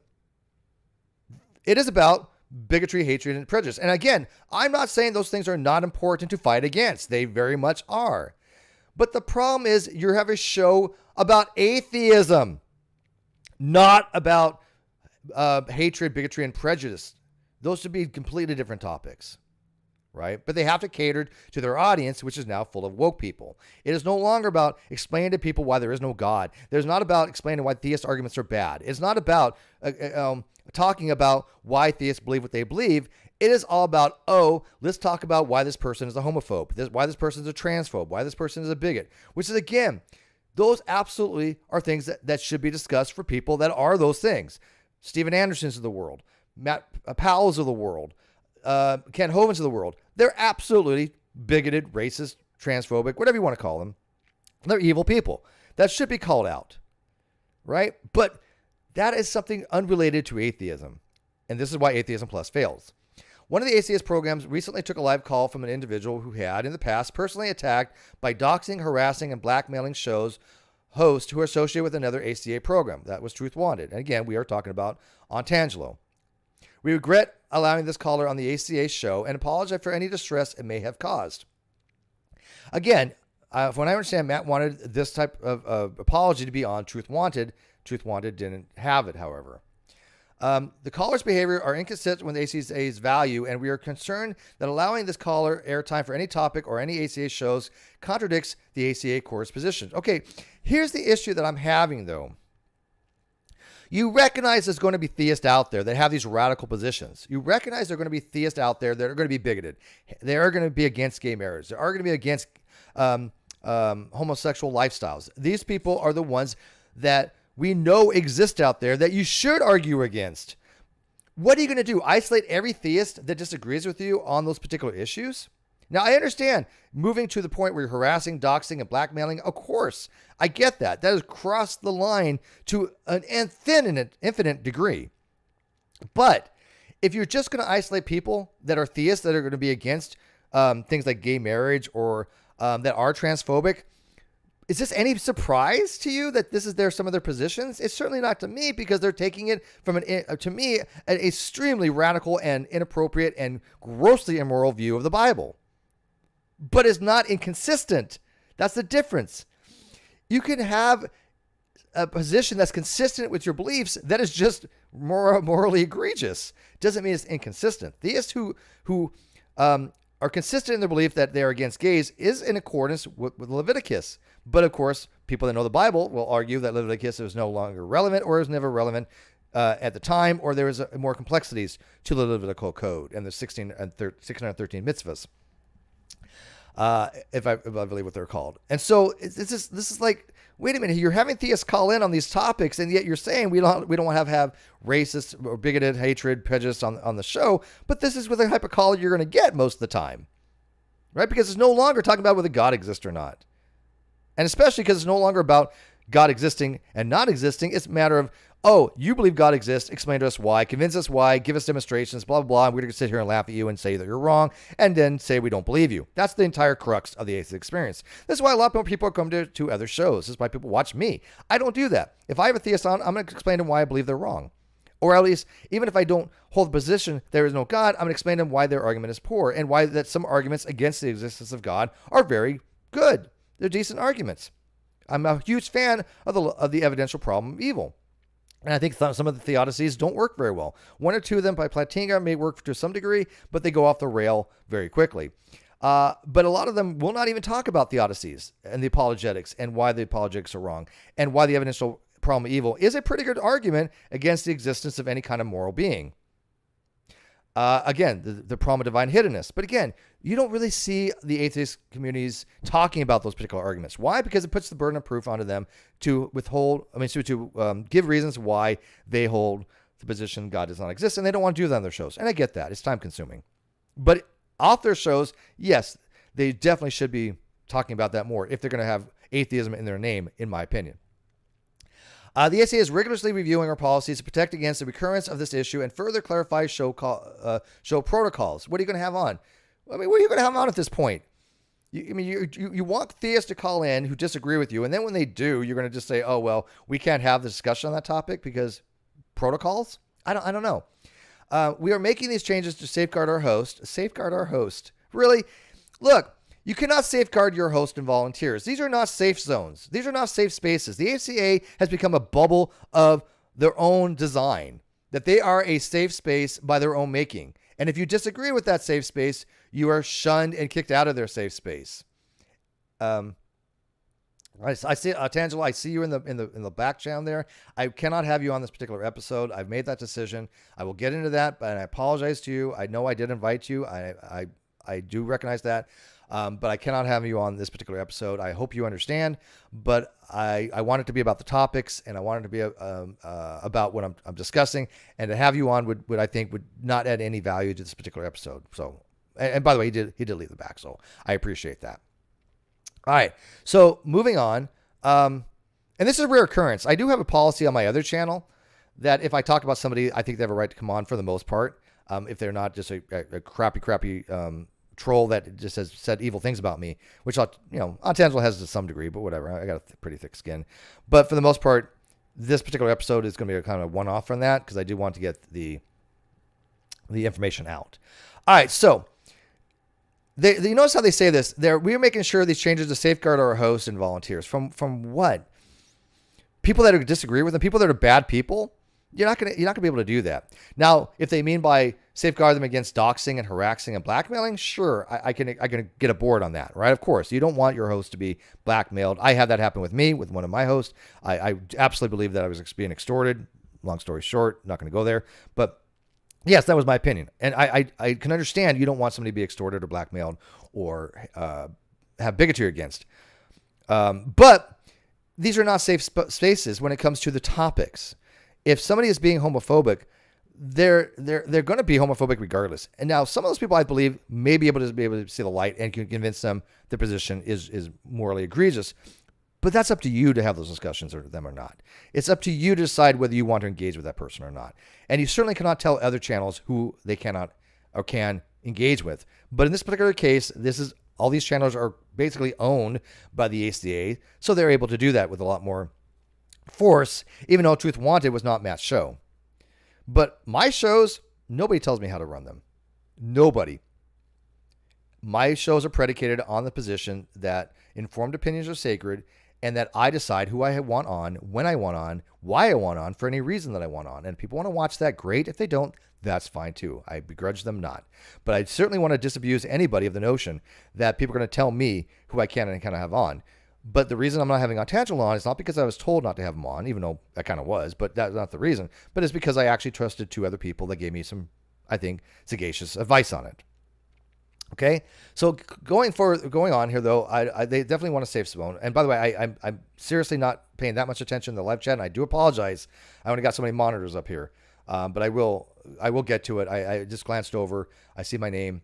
Chemo says, I've never, even in this first incarnation, thought of NonSequitur show as an atheist show, and it wasn't. It was never being the NonSequitur show was never created to be an atheist show. Non-believer, yes, I'm a non-believer. Kyle was a non-believer. Bullinator was a non-believer. All of us were non-believers. So sure, it was, but it wasn't about atheism. But Kyle wanted the demographic. Kyle wanted to ingratiate himself with the ACA, the Matt Dillahunties of the world, the Jimmy Snows of the world, the Aaron Raws of the world. And again, Aaron was a great boon to this channel, and I still have a lot of respect for the man. Even though people would argue about, maybe I shouldn't, but I got along with him back then. And it's unfortunate that he won't see past that. That's a him issue. That's not a me issue. But he tried to ingratiate himself with Jimmy Snows, who's Jimmy Snows is absolutely dishonest. The godless engineers of the world, who's absolutely dishonest.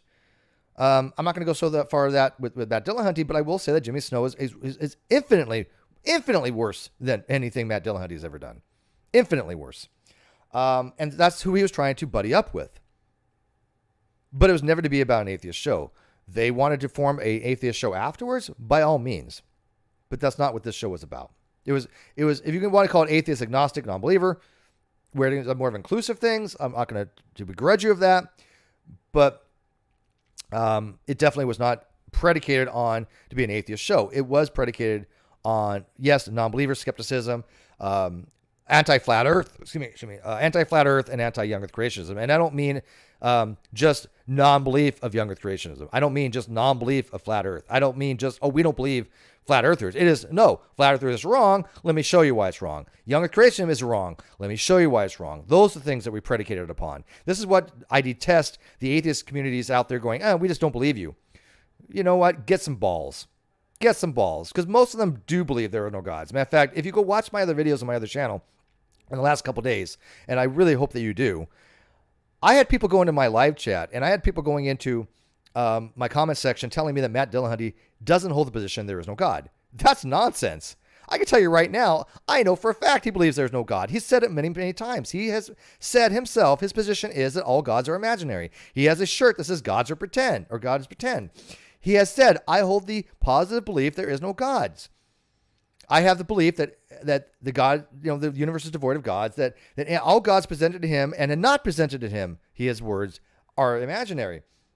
And so that's his position. Great. I don't begrudge him for that. But he also holds that atheism is merely a lack of belief. And who is anybody who doesn't believe in God is an atheist. That's where we diverge. This is why I say, no, Matt, it's completely nonsensical in the philosophical context. And I have a paper out there that's still in the top 3% of academic EDU. I published that paper in February, I believe it was. February or January, somewhere in that ballpark. Still top 3% of papers read. It wasn't 0.5%. It has almost, 2,000 reads? I had Dr. Demi, who my paper was predicated upon to a major degree. He read my paper. And his response was, I see no significant errors. He did give me some advice on the implications, which I totally agree with him on. I could have been a little bit more explicit, but it doesn't make the paper wrong. This means I didn't explicitly say something which I think should have been implied. Or could have been implied, and which was implied. So yeah, he didn't have any problems with my paper. So when a PhD in logic read my paper, and he even said, he went through the logic, he didn't find any significant errors with it, that means something to me. Because Matt Dillahunty didn't take the time to do that. Aaron Ra didn't take the time to do that. And yet they're telling me that I'm wrong by fiat. And yet they say, give me evidence. I say, here you go. Here's a paper that I wrote. Here's the evidence. Show me where I'm wrong. They want to be able to do it. This is why I'm saying that to me shows more of intellectual dishonesty than anything else, but whatever. We can move on from that. So they say to reinforce our commitment to our position statements, which I'm not going to get into, but whatever. And to remove opportunities for individuals intent on finding venues to humiliate or harass others. And again, I'm okay with that. I don't think people should call up and harass people. Right? I do agree with that. But I got to tell you, I did listen to the call on Tangela had with Paula Gia, and I'm sorry I do not remember the name of the other host. But there was no harassment in that phone call. There was nothing wrong with that phone call. So in that particular case, Tangela did not harass the callers. What he's done in other things, I can't speak to. I didn't hear about. But they do go into the position slightly. I'm not going to go into too much, but the primary position, religious government separation and human rights. But again, these are secular humanist positions. These are not necessarily atheist positions, right? I'm all for separation of church and state and human rights. But again, when you have people that even disagree amongst themselves what some of these things are, you're going to have discord. You're going to have problems within your community because this now mixes atheism plus with atheism. And this is where the problem lies. You cannot form an organization calling it yourself a group of atheists centered around just some non-belief that you have, and then interject all these human rights and all these things dealing with wokeism and all these things dealing with transgender and LGBTQ stuff, which again, I'm all for, but what the hell is that got to do with atheism? Nothing. All right. So moving on from that, let me check to see if anybody came in because I'm sorry. I didn't check. So no. nobody's here. All right. The link is in the top there if you want to join, and I do know you. All right. So moving on here.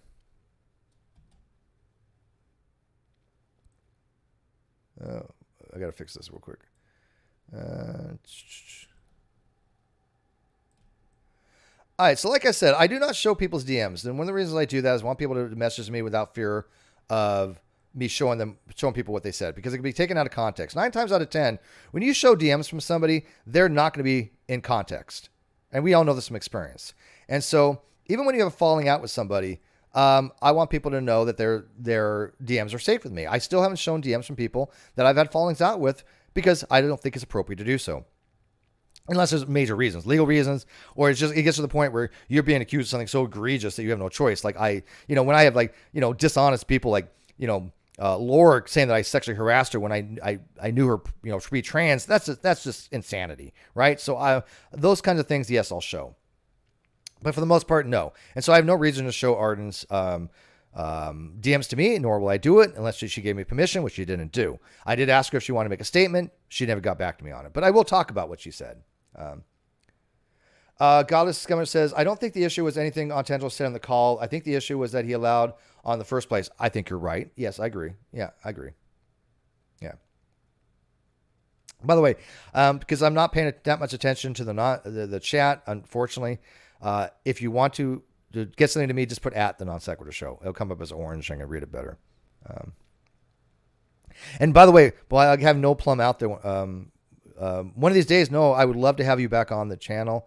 If I've even had you on the first place, I don't even remember the last time, but I really like to have you on and talk about certain things with you and have a conversation with you. Again, you are one of the OGs to me. I'm an absolute huge fan. We don't have to agree on everything, but I love the way you present things. I love the way you communicate things. I love the way you actually try to do your due diligence. So again, I'm fanboying. I am a huge fan. He goes way back, man. He goes further back than me. And if you haven't subscribed to him, go subscribe to his channel. Maybe he can give you some reciprocity there and give him a reciprocatory, if that's a word, shout out on his channel these days. All right, so let's show here what I'm talking about. Oops, that's not it. Why is this not transitioning? Okay, so this. To give you a long story short, again, I'm not going to show her DMs, but Arden reached out to me, never spoken to her ever. Noel Plum says, happy to arrange it. Thank you. I would really be honored. And by the way, I don't fanboy often. I don't. But I really do like your commentary. So she said, hey, I heard you're having Ontangelo on. That's kind of a dick move. And again, I'm paraphrasing, but I don't think she's going to disagree with anything that I'm saying. It's kind of a dick move. I know you hate Matt, but this is, effed up. To which I responded this. And again, I hope that you believe me that this is, I'm doing her, what she's saying to me justice. I just refuse to show people's DMs. But I can certainly talk about what she said. I said, I offer to have him on as I would offer to have many guests on. Because again, my position is I will have on who I want, when I want, why I want, for any reason I want. I will always stick by this, and I will be vilified for it. I'll be canceled for it. But you know what? I still have core people who will watch knowing that I will not be told who I cannot kind of have on. And I'd rather have a small core group than people that are just wishy-washy. They'll go, oh, you have this person on. I don't want to watch. You know what happens if you have somebody on, a channel that has somebody on you don't want to watch? You don't watch that episode. You go watch something else they did. I know. Crazy, right? I said, I'm not, can you guys read this? Let me know. You should be able to. I said, I'm not into cancel call. And by the way, these are screenshots that made sure that her, her DMs are not going to be shown. These are not, this is not live from my Twitter feed. So I'm very careful with that. I said, I'm not into cancel culture. And I think sometimes by exposing bad ideas, it helps show the harm those ideas cause. I very much believe this. This has been the whole thing from flat earth and young earth creationism. The far radicalized right, which is to me almost as bad as the far radicalized left, and they both have bad ideas. I'm a centrist for the most part, but the radical right that's vitriol and full of hatred and bile and Christian values, and by putting down gay people and not giving them equal rights is just to me morally a failing. And so I said, I'm not a fan of Ontangelo. Ontangelo knows this. This is no big secret. He knows I'm not a fan of him. But, for the most part, we're cordial with each other. I think this is absolutely wrong, but, we're cordial. In fact, I personally loathe him. I do. And I mean that as far as I loathe his positions. I should have probably been more precise than that. As a person, whatever. I should have made it so directed about him personally. And I do apologize for that. I should have meant it more. I personally loathe him for what he stands for. I do. And I detest him as he's the epitome of the bigoted idiot when he doesn't even remotely understand anything pontificus upon it. And I stand by that. He is uneducated when it comes to these topics. He just throws things out. The biology, intelligent design. And I do think that he is bigoted. Absolutely. I don't think anybody can say that he's not bigoted. What he did was pretty bad. And I think that he probably admit this. I think that if you ask Altangelo, do you support gay people? He's going to say no. If you support trans people, he's going to say no. I could be wrong on this, but I think those are his positions. And so I offer to her, would you rather be on instead? Because she's trans. She's,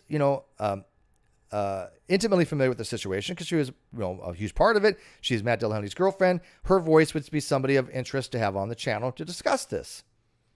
Okay. And I want the live chat critique me as we go. If you think that I have said something offensive, you think that I did not respond appropriately, let me know. I will have that conversation with you. I honestly will. But I believe I'm being polite, especially when somebody comes to me and saying that it's effed up that I have somebody on. Okay, well, explain to me why. And so I said, and this was very, very a big point to me because she had said I hate Matt. I said, also, I don't hate Matt. This is a narrative that's simply not true. Look, again, I will tell you who I like and who I dislike. Don't assign motive to me that isn't there. It will never work out well, and you're probably going to be wrong. What I do feel is Matt's side, and I want to give her an understanding of what was going on. I said, what I do feel, my feelings, again, this is somebody who comes from the community of touchy-feelies that, you want to show your feelings. So I'm like, okay, let me step into your kind of culture and let me tell you my feelings on this. Okay, cool. So I said, what I feel is Matt sided with Kyle, stealing $60,000 from the show, which he did. And all things added up was about that. $30,000 was obviously mine, but I now have a judgment for $115,000 because of trouble damages and whatever. But from the show and my channel, which was also an abusive boyfriend caught on video beating up his boyfriend and claimed his other boyfriend was, quote, just a drunk ex whose testimony that the case depended upon. That was disgusting and repugnant to me that Matt would shit on an ex-boyfriend knowing nothing about him. And I still stand by that. Ben was a great guy. Matt had no business shitting on Ben, saying he was just a drunk ex-boyfriend that the case rested upon. And good luck. Good win to you, Kyle. That's what he said. He said, congratulations on your win. Well, guess what, Matt? Kyle didn't win. And he had signed a confession of judgment that has now been entered in the court records. There's a little problem with it being fully entered, but it's a minor clerk issue. But it has been stamped. There's a date, and so it has been officially the judgment. And so Matt never apologized for that. Matt never said, yeah, man, I messed up. I'm sorry. Kyle was really a sick human being. He beat up two boyfriends. There was allegations of date rape, drug-induced date rape. There's obviously the fact that he submitted false evidence to the court. He was not an honest person. Matt never addressed any of that, which I have no respect for Matt when it came to that on. Okay, fair enough, but I wanted her to know why I have personal bias and issues against Matt. But that doesn't mean when I do his reviews, I let those creep in. When I review of Matt's videos, they're pretty objectively fair, and I think most people like them. They get a lot of views, they get a lot of comments, they get a lot of engagement. But when people come over and say, you got Matt's position wrong, I'm like, really? Okay, explain to me Matt's position then. And they never give me evidence that I got it wrong. Whatever. So I continue and I say, he still streams of Jimmy Snow, who knew full well, because he did, Kyle stole the money, and still streamed to my channel after a cease and desist was issued to him. And Jimmy Snow went on to lie about it to all his audience, 100% lied to them. Now, again, I know Arden is... I don't know if she's on the payroll of Jimmy. I know they stream together. I know she's part of his little camp. I get that. Goddess Scummer says what Matt said about Ben was reprehensible. Absolutely. And I thought the whole woke community was if you offend somebody, you apologize to them. Well, where's Ben's apology there, Matt? You said Matt was a lying, drunk ex-boyfriend of something, or that the testimony that he had that it was dependent upon would be a win for Kyle. And Ben was being abused by Kyle, and his other boyfriend Brandon was being beat up by Kyle on video. But Matt didn't care about any of that. But I did. And I knew Kyle was lying from the beginning. Most of the Non-Sequitur show knew Kyle was lying from the beginning. But anyways, I want to give a little background. So I said, I don't hate Matt. And I don't. I don't hate Matt. I think Matt has screwed up many times. I think his philosophy is bad sometimes. I think he lies to people about philosophy. I do think that he's being dishonest. Okay, fine. But I don't hate the guy. You know who I hate? I hate Jimmy Snow. I hate Kyle Curtis. And I mean, even then, they're minimal to certain other people that I hate even more. You know, I hate Katie Joy Paulson, who was a co-host on the show. I loathe her more than anything on this planet, probably, how much I detest her. So there's a few people that I literally do hate. Matt is not one of those people. And if he was, I would tell you. Go by what I tell you. Don't go by what you think. That's just not right. That's dishonesty. But I said, I just think he is not as morally upstanding as he wants people to believe, as his ego will never allow him to apologize to me, or to the Non-Sequitur fans, or to Ben, which is true. However, I am still objective. I actually think in this case, all sides have issues, and I'm not going to be trashing on Matt on Friday, and I'm not trying to trash on Matt. I'm not shitting on him. I'm telling you my positions. I'm telling you historically what has happened, and I think what are Matt's moral failings. But this is not shitting on him. I respect his decision to leave. I think that he has been unfairly treated by the ACA, right? But Matt does have a massive ego. And then he projects it onto me saying, oh, Steve has the ego. Steve's a narcissist, blah, blah, blah. No, I'm not. I have an ego just like anybody else has an ego when it comes to we are confident in our positions. We're confident in what we say. We have some education on these topics. But that's it. I have not built a cult of personality. My fans, if you want to call them that, my subscribers, my Patreons, my members, they will call me out in a heartbeat if they think that I got something objectively wrong, or even if they something disagree with me subjectively wrong, and we'll talk about it. I had somebody the other day, hey, Steve, you got this. I think you may have misspoke in your video here. You said this isn't this. That's not correct. I listened to it. I said, damn, you're right. You're right. And so I pinned a comment saying, hey, at this time span, I meant to say this. And I appreciated people saying that to me because they recognized what I said was wrong. That's the way it should be.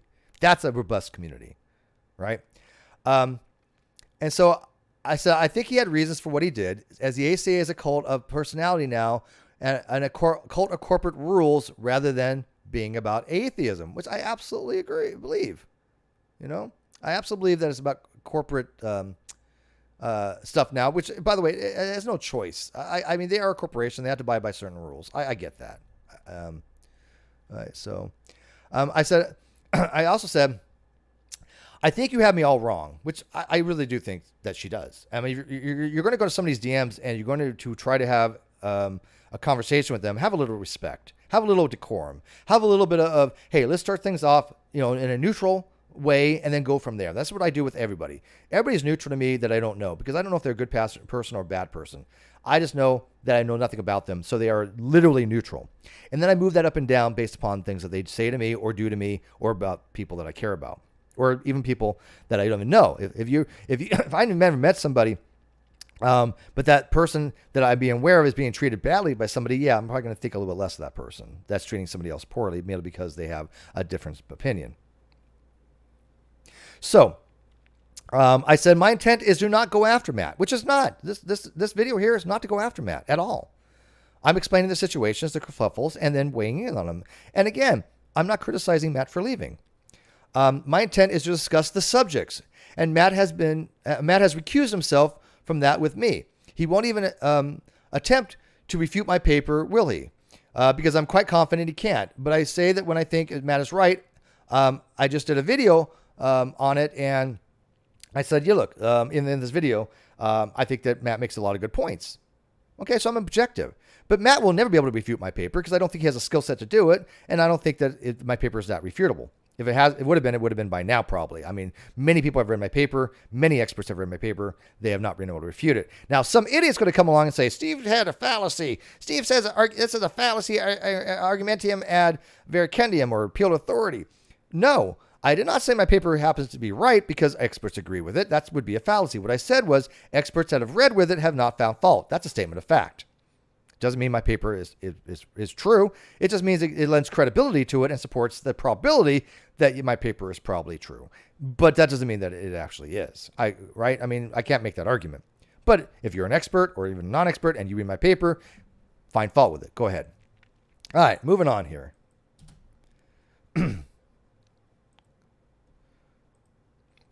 All right, so I continue to say, I did help. I do believe they helped Kyle get away with screwing me over. Yes, I do believe that. What's my paper about? My paper is about the presumption of atheism that Anthony Flew wrote a paper on in 1972 advocating has problems. It leads to what's called, I call, semantic collapse.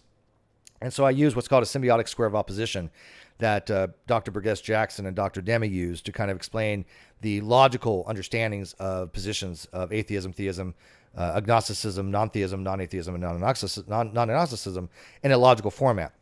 And so I use a square of opposition to show that if you use Matt Dillahunty's terms the way he uses them, it actually logically devalues the word and leads to what I call a semantic collapse using logic. So far, the paper is undefeated. So anyways, so I let Arden know. Here's an open letter that I wrote to Mr. Atheist and other YouTube creators. It is in this video description. I don't care if you ever watch another video of mine in your life. I do care if you read this paper. Or not, read this letter. I'd rather have you read this letter than watch another video of mine. Because this letter says it all. Because it shows that I was willing to reach out to Jimmy and say, all you have to do is just ask Kyle to see the money. You claim you are a skeptic, and you're believing this guy by fiat, even though we're telling you the money's probably spent. And all you have to do is say, hey, Kyle, I got to be able to say that I'm seeing the money because I have to be able to tell people this. Everybody who's ever been on my shows will know I will show people whatever they need to show to go on to other shows and say, yes, I've seen what Steve's talking about. Because I will never ask anybody to lie from me. Never have, never will. And not one person, not a single solitary person has ever gone on an episode of anywhere and said, Steve asked me to lie. And if they have, demand proof because it's never happened.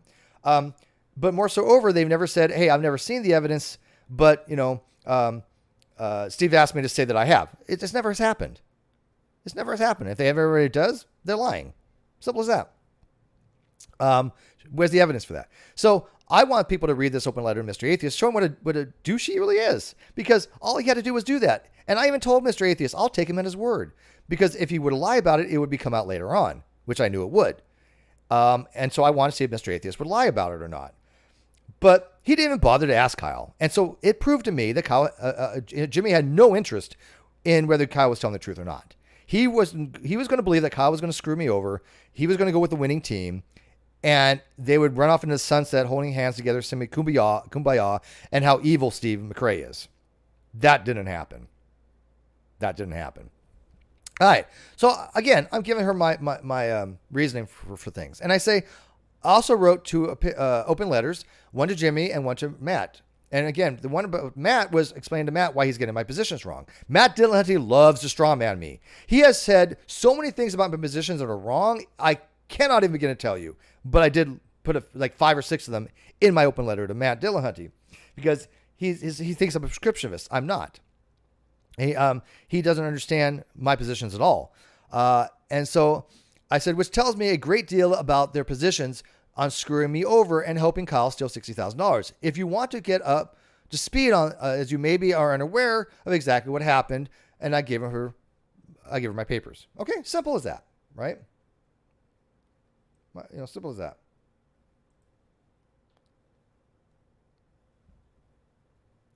All right, so the next thing I wrote was, sorry, I'm having to read this on a separate monitor so I can read it myself. I said, I hope you take me up my offer to get your side. I have 0 issues with you and won't be bashing on you in any way. I will be home later. I had to go to work tonight. And I don't intend to bash on Arden. The only thing I can say is I feel how she approached me was inappropriate. I feel how she approached me was disrespectful. If you're going to try to argue something, argue it with reason, logic, and evidence, and just give reasons for something. Don't do it as, oh, you're a piece of shit for having somebody on, and then try to argue that. That's not a way to start a conversation. That's it. So this is my advice to Arden. Do better. do better when you approach people, because I have no beef with Arden. I have none, but I hope that she learns somewhere down the line, you cannot not hold other people that are not in your little communities, not in your atheist community of Austin, not in your Atheist Plus, to the same woke standards you have, that they have to capitulate, kowtow to you, genuflex to you, and bow down to you merely because you have decreed who you want on a show or not want on a show. It doesn't work that way. Treat people with respect. If you want to be treated with respect, give respect. Nothing I have said was disrespectful to Arden. Not a damn thing. And all I asked in return is have a little respect for me. I don't see why that would be too hard. So, all right. So then I said this. She comes back and she basically says, I don't give a flying fuck about your opinion, Steve. I don't give a flying fuck with your squabbles, her word, with Matt Dillahunty. So my retort is basically, look, if you're not giving a crap about my situations with Matt, why would I give any consideration to yours? Don't you have to give what you get? Right? Although I still am. I did listen to what she had to say, but I thought it very odd that she was not even willing to listen to anything that I had to say about my positions. That was really telling to me. I'm not going to say offensive. That almost was the word I was going to use, but it's not. But it was really telling to me. So, okay. So I said, in response to that, I sent you 2 blogs. Yeah, she also said, I'm not going to sit through thousands of hours of videos. I didn't send her 2 videos. I sent her 2 blogs. And by the way, the criticism that I got from the 2 atheist friends was I was very long-winded in my response to her. I accept this. A lot of people don't like reading walls of text. I'm one of them. And I don't like, if you comment on my page, avoid walls of text. It's just, I hate reading walls of text. So I get that. Fair criticism. But I wanted to get as much out as possible because I don't like to be misinterpreted. And so the reasons why I'm very precise in my responses and my enumerations and why I do it this way is to avoid any ambiguity and avoid people trying to strawman me and just get crap wrong. So number 2, I said, I know what Untangelo did. I was aware of the situation. I am aware of the situation, and you have every right to feel the way you do. However, I am not a member of the ACA. I'm not a part of those communities. I discuss topics. This is the topic. If he decides to join, I would like to hear his reasoning. I'm far from desperate, because you're like, oh, you're desperate for attention and blah, blah. No, don't go to motives. Look, I do this because I want to do this. I don't do this for views. The only reason people do things for views is to get their positions out. And that's fine. Nothing wrong with that. But I will never compromise positions for views. And that's what other content creators have done. That's what I think Kyle did initially. I think that he probably started off with good intent, but he compromised his integrity for views. Jimmy Snow does this repeatedly. I don't want to do that. So, no, it's not about views. I'm far from desperate, and I only do this show once a week. And it isn't about giving someone a microphone, but discussing the topics. Did you see when we had Andrew Rappaport on from the Bible Thumper Wingness channel? I loathe everything he stands for, and we eviscerated him. Again, people have Ken Hovind on. Ken Hovind advocates for the death penalty of gays from the government. How much more morally reprehensible can you get, right? But they have him on still. Anyways, having someone on does not mean you support them. I have had Ken Hovind on 6 times, and he advocates for the death penalty for gays. Yet, channels still have him on and show his positions to be absurd. Are you claiming that Octangelo showing photos of you pre-transition is worse than Ken Hovind wanting the death penalty for gays or trans people? Octangelo may even hold some of that same positions. I don't know. I don't. And again, this isn't about Tu Quo Que. This is not about what aboutism. This is like, hey, let's have a little bit of a comparative here, as far as you're telling me who I shouldn't have on, but why is it any different in these situations? Who is even actually worse? Just because it had something personal with you? I don't go around to channels saying, hey, you can't have Kyle on. I couldn't care less. If you have a Kyle on and you support him, yeah, I'm not going to watch you. I don't care who you are. If Red's rhetoric right now had, Kyle Curtis or Jimmy Snow or without a crystal ball on and supported them, yeah, I would no longer be friends with Reds, but I know that would never happen. It would blow my freaking mind. But if Reds had them on to eviscerate them, I'd be saying they were popcorn probably.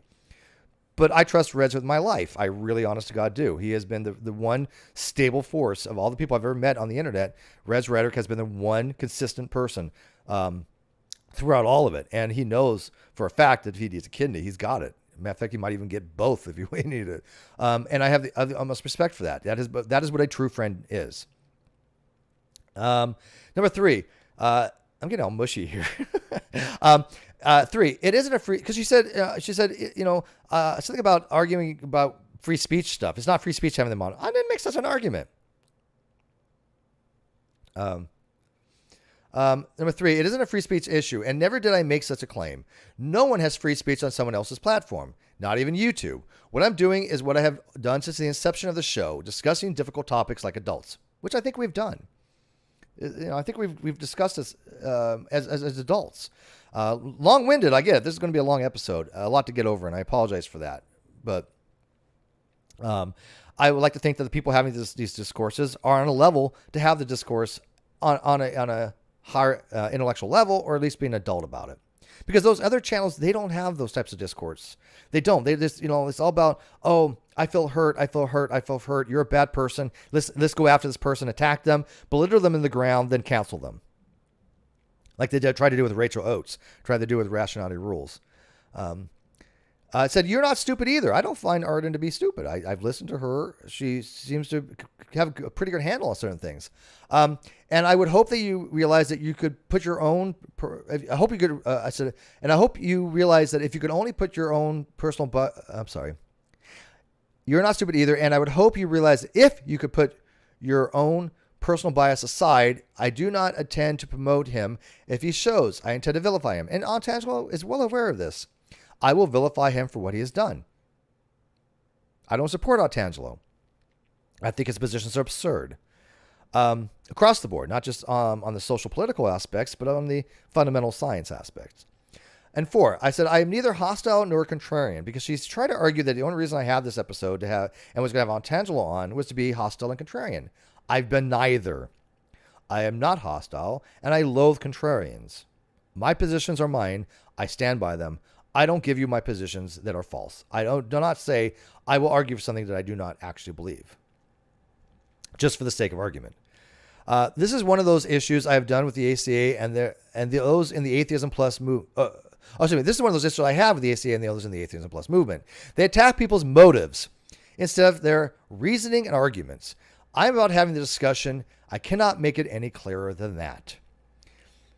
I think that says it all there. I'm not bashing on anybody. I'm not condoning certain behaviors. I'm talking about the discussions. But the Atheist Plus woke community will not even allow you to do that. They will cancel you for that. But I'm not afraid of being canceled because I've been canceled a million times. I don't give a shit if the ACA ever talks to me. I don't give a shit if Matt Dillahunty ever talks to me again. I don't care less. I certainly would. I would have a conversation with Matt. I'll never speak to Jimmy Snow again. Hell no. So Jimmy Snow is infinitely worse than Matt Dillahunty. This is Matt Dillahunty. If he wanted to have a conversation, I would probably have it with him. But I certainly would never have a conversation with Jimmy Snow ever again. Number 6, if I didn't think you could change your mind, because she said I can't. She's like, I already know I can't change your mind. Well, then obviously you don't know me. I am a reasonable person. I like to think I'm a critical thinker. I do videos on reason, logic, epistemology. And I am virtually, when it comes to virtual epistemology, open-minded. You can change my mind on almost a vast majority of things that are not a priori knowledge, which I cannot be wrong about. You cannot change my mind about A equals A because it's law of identity. It's a priori knowledge. It's has to be true in all possible worlds. But something about subjective cases, sure, show me enough evidence and reason, convince me, I'll listen. On most things, But yeah, give me reasons. She wouldn't even do that. She just by fiat said, I can't change your mind. Yet 2 other atheists changed my mind. And now I'm not having Antangelo on. Wonder how that works. And I said, I wouldn't be continuing. If I didn't think you could change my mind, I wouldn't be continuing with you. You just don't treat me like a foe when I'm not. As that is how you alienate allies, just like they did with Rationality Rules and Rachel Oates.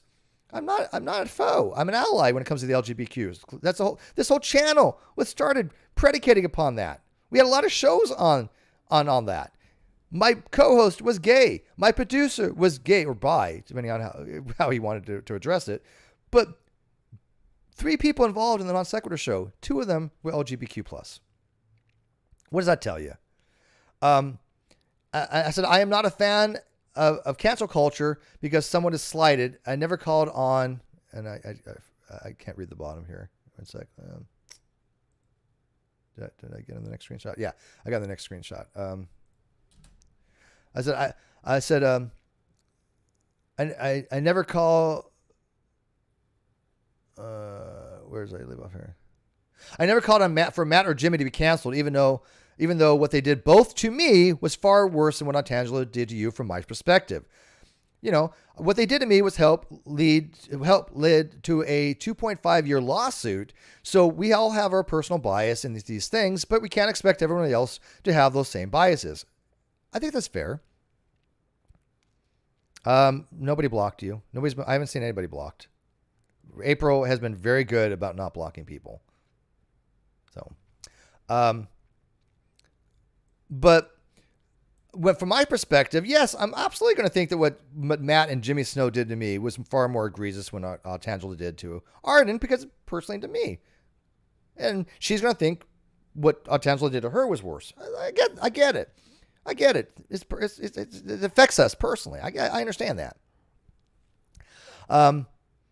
But I also said, I offered to have you on the show instead, which I think was a fair compromise. I think that was fair. Look, if you wanted to say what Tangelo did, okay, I'll give you a platform. Let's talk about it. How much more polite can I be? I don't know who's been. I have no idea. If you think you've been blocked if anybody's been blocked unfairly, let me know. But I think this has been timed out. There's a difference. It'll come back in 300 seconds. If you've been timed out, it'll say deleted and you won't be able to see it, but it'll come back after 300 seconds and it'll be rendered in the video. And so I said, I have offered to get your side. I will even read a statement from you if you like. I don't even know if Tangelo will show up or not, which I meant to say if, which he did. Matt leaving the ACA is a huge thing, and I actually support him leaving it. I think the ACA is a horrible organization. But him streaming with Jimmy Snow is just as comical as the one cult-like organization, as just leaving one cult-like organization for another. It's comical. He leaves the ACA and he goes, jumps into streaming with Jimmy, who's worse. I think Jimmy Snow is worse than the ACA. Far worse than the ACA. I cannot tell you how much I loathe Jimmy Snow and how dishonorable and unethical that guy is from my own personal experience. But whatever. Watch who you want, right? All right, so my next thing here. This is her response. Basically, she had, again, I cannot show you her DMs, but she had basically said something along the lines of, I guess I could kind of paraphrase here. Let's see. I don't want to misquote because that would be just as wrong. But she basically said something along the lines about not giving a flying fuck about my life story.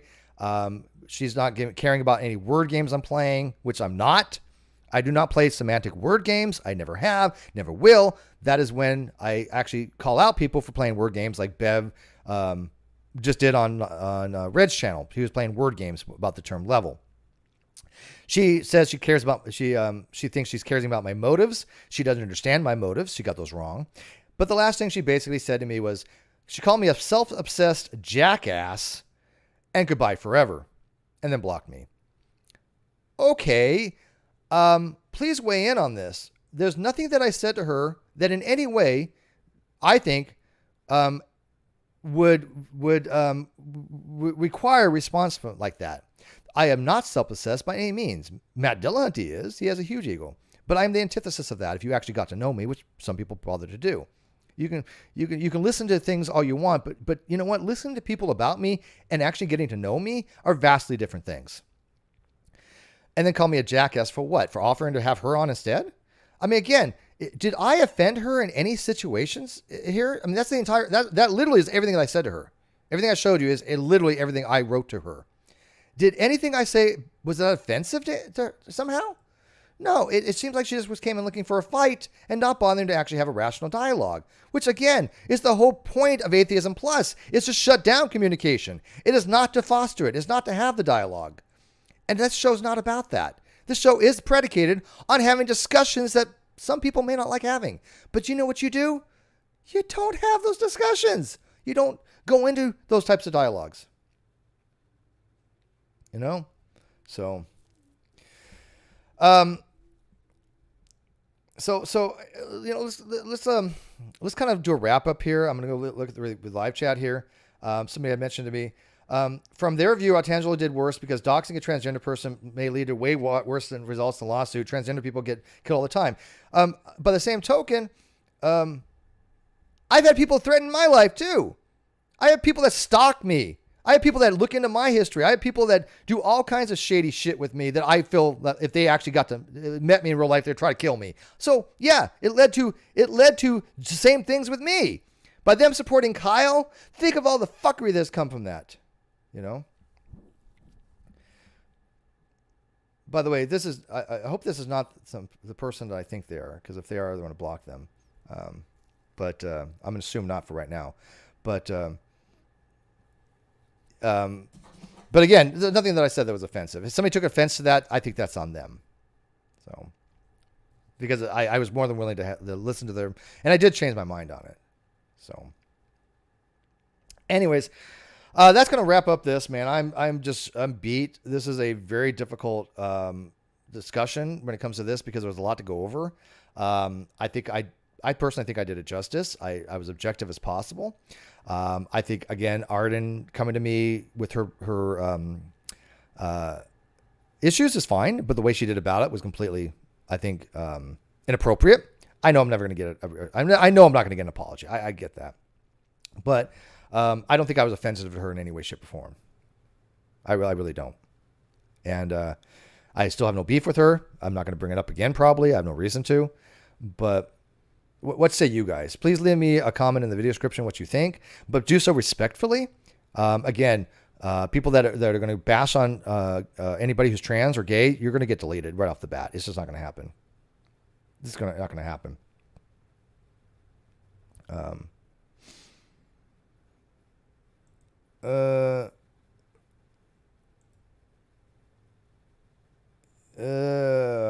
trying to catch from the live chat here.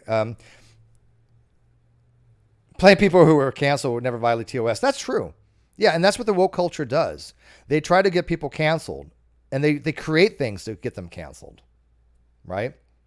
But that's just one of the things that we speak out against because we don't believe in cancel culture. We believe that people have the right to talk about certain topics, and you have a right as a host to decide what you want to talk about or not. There's certain topics I will not talk about. I will not have certain people on this channel.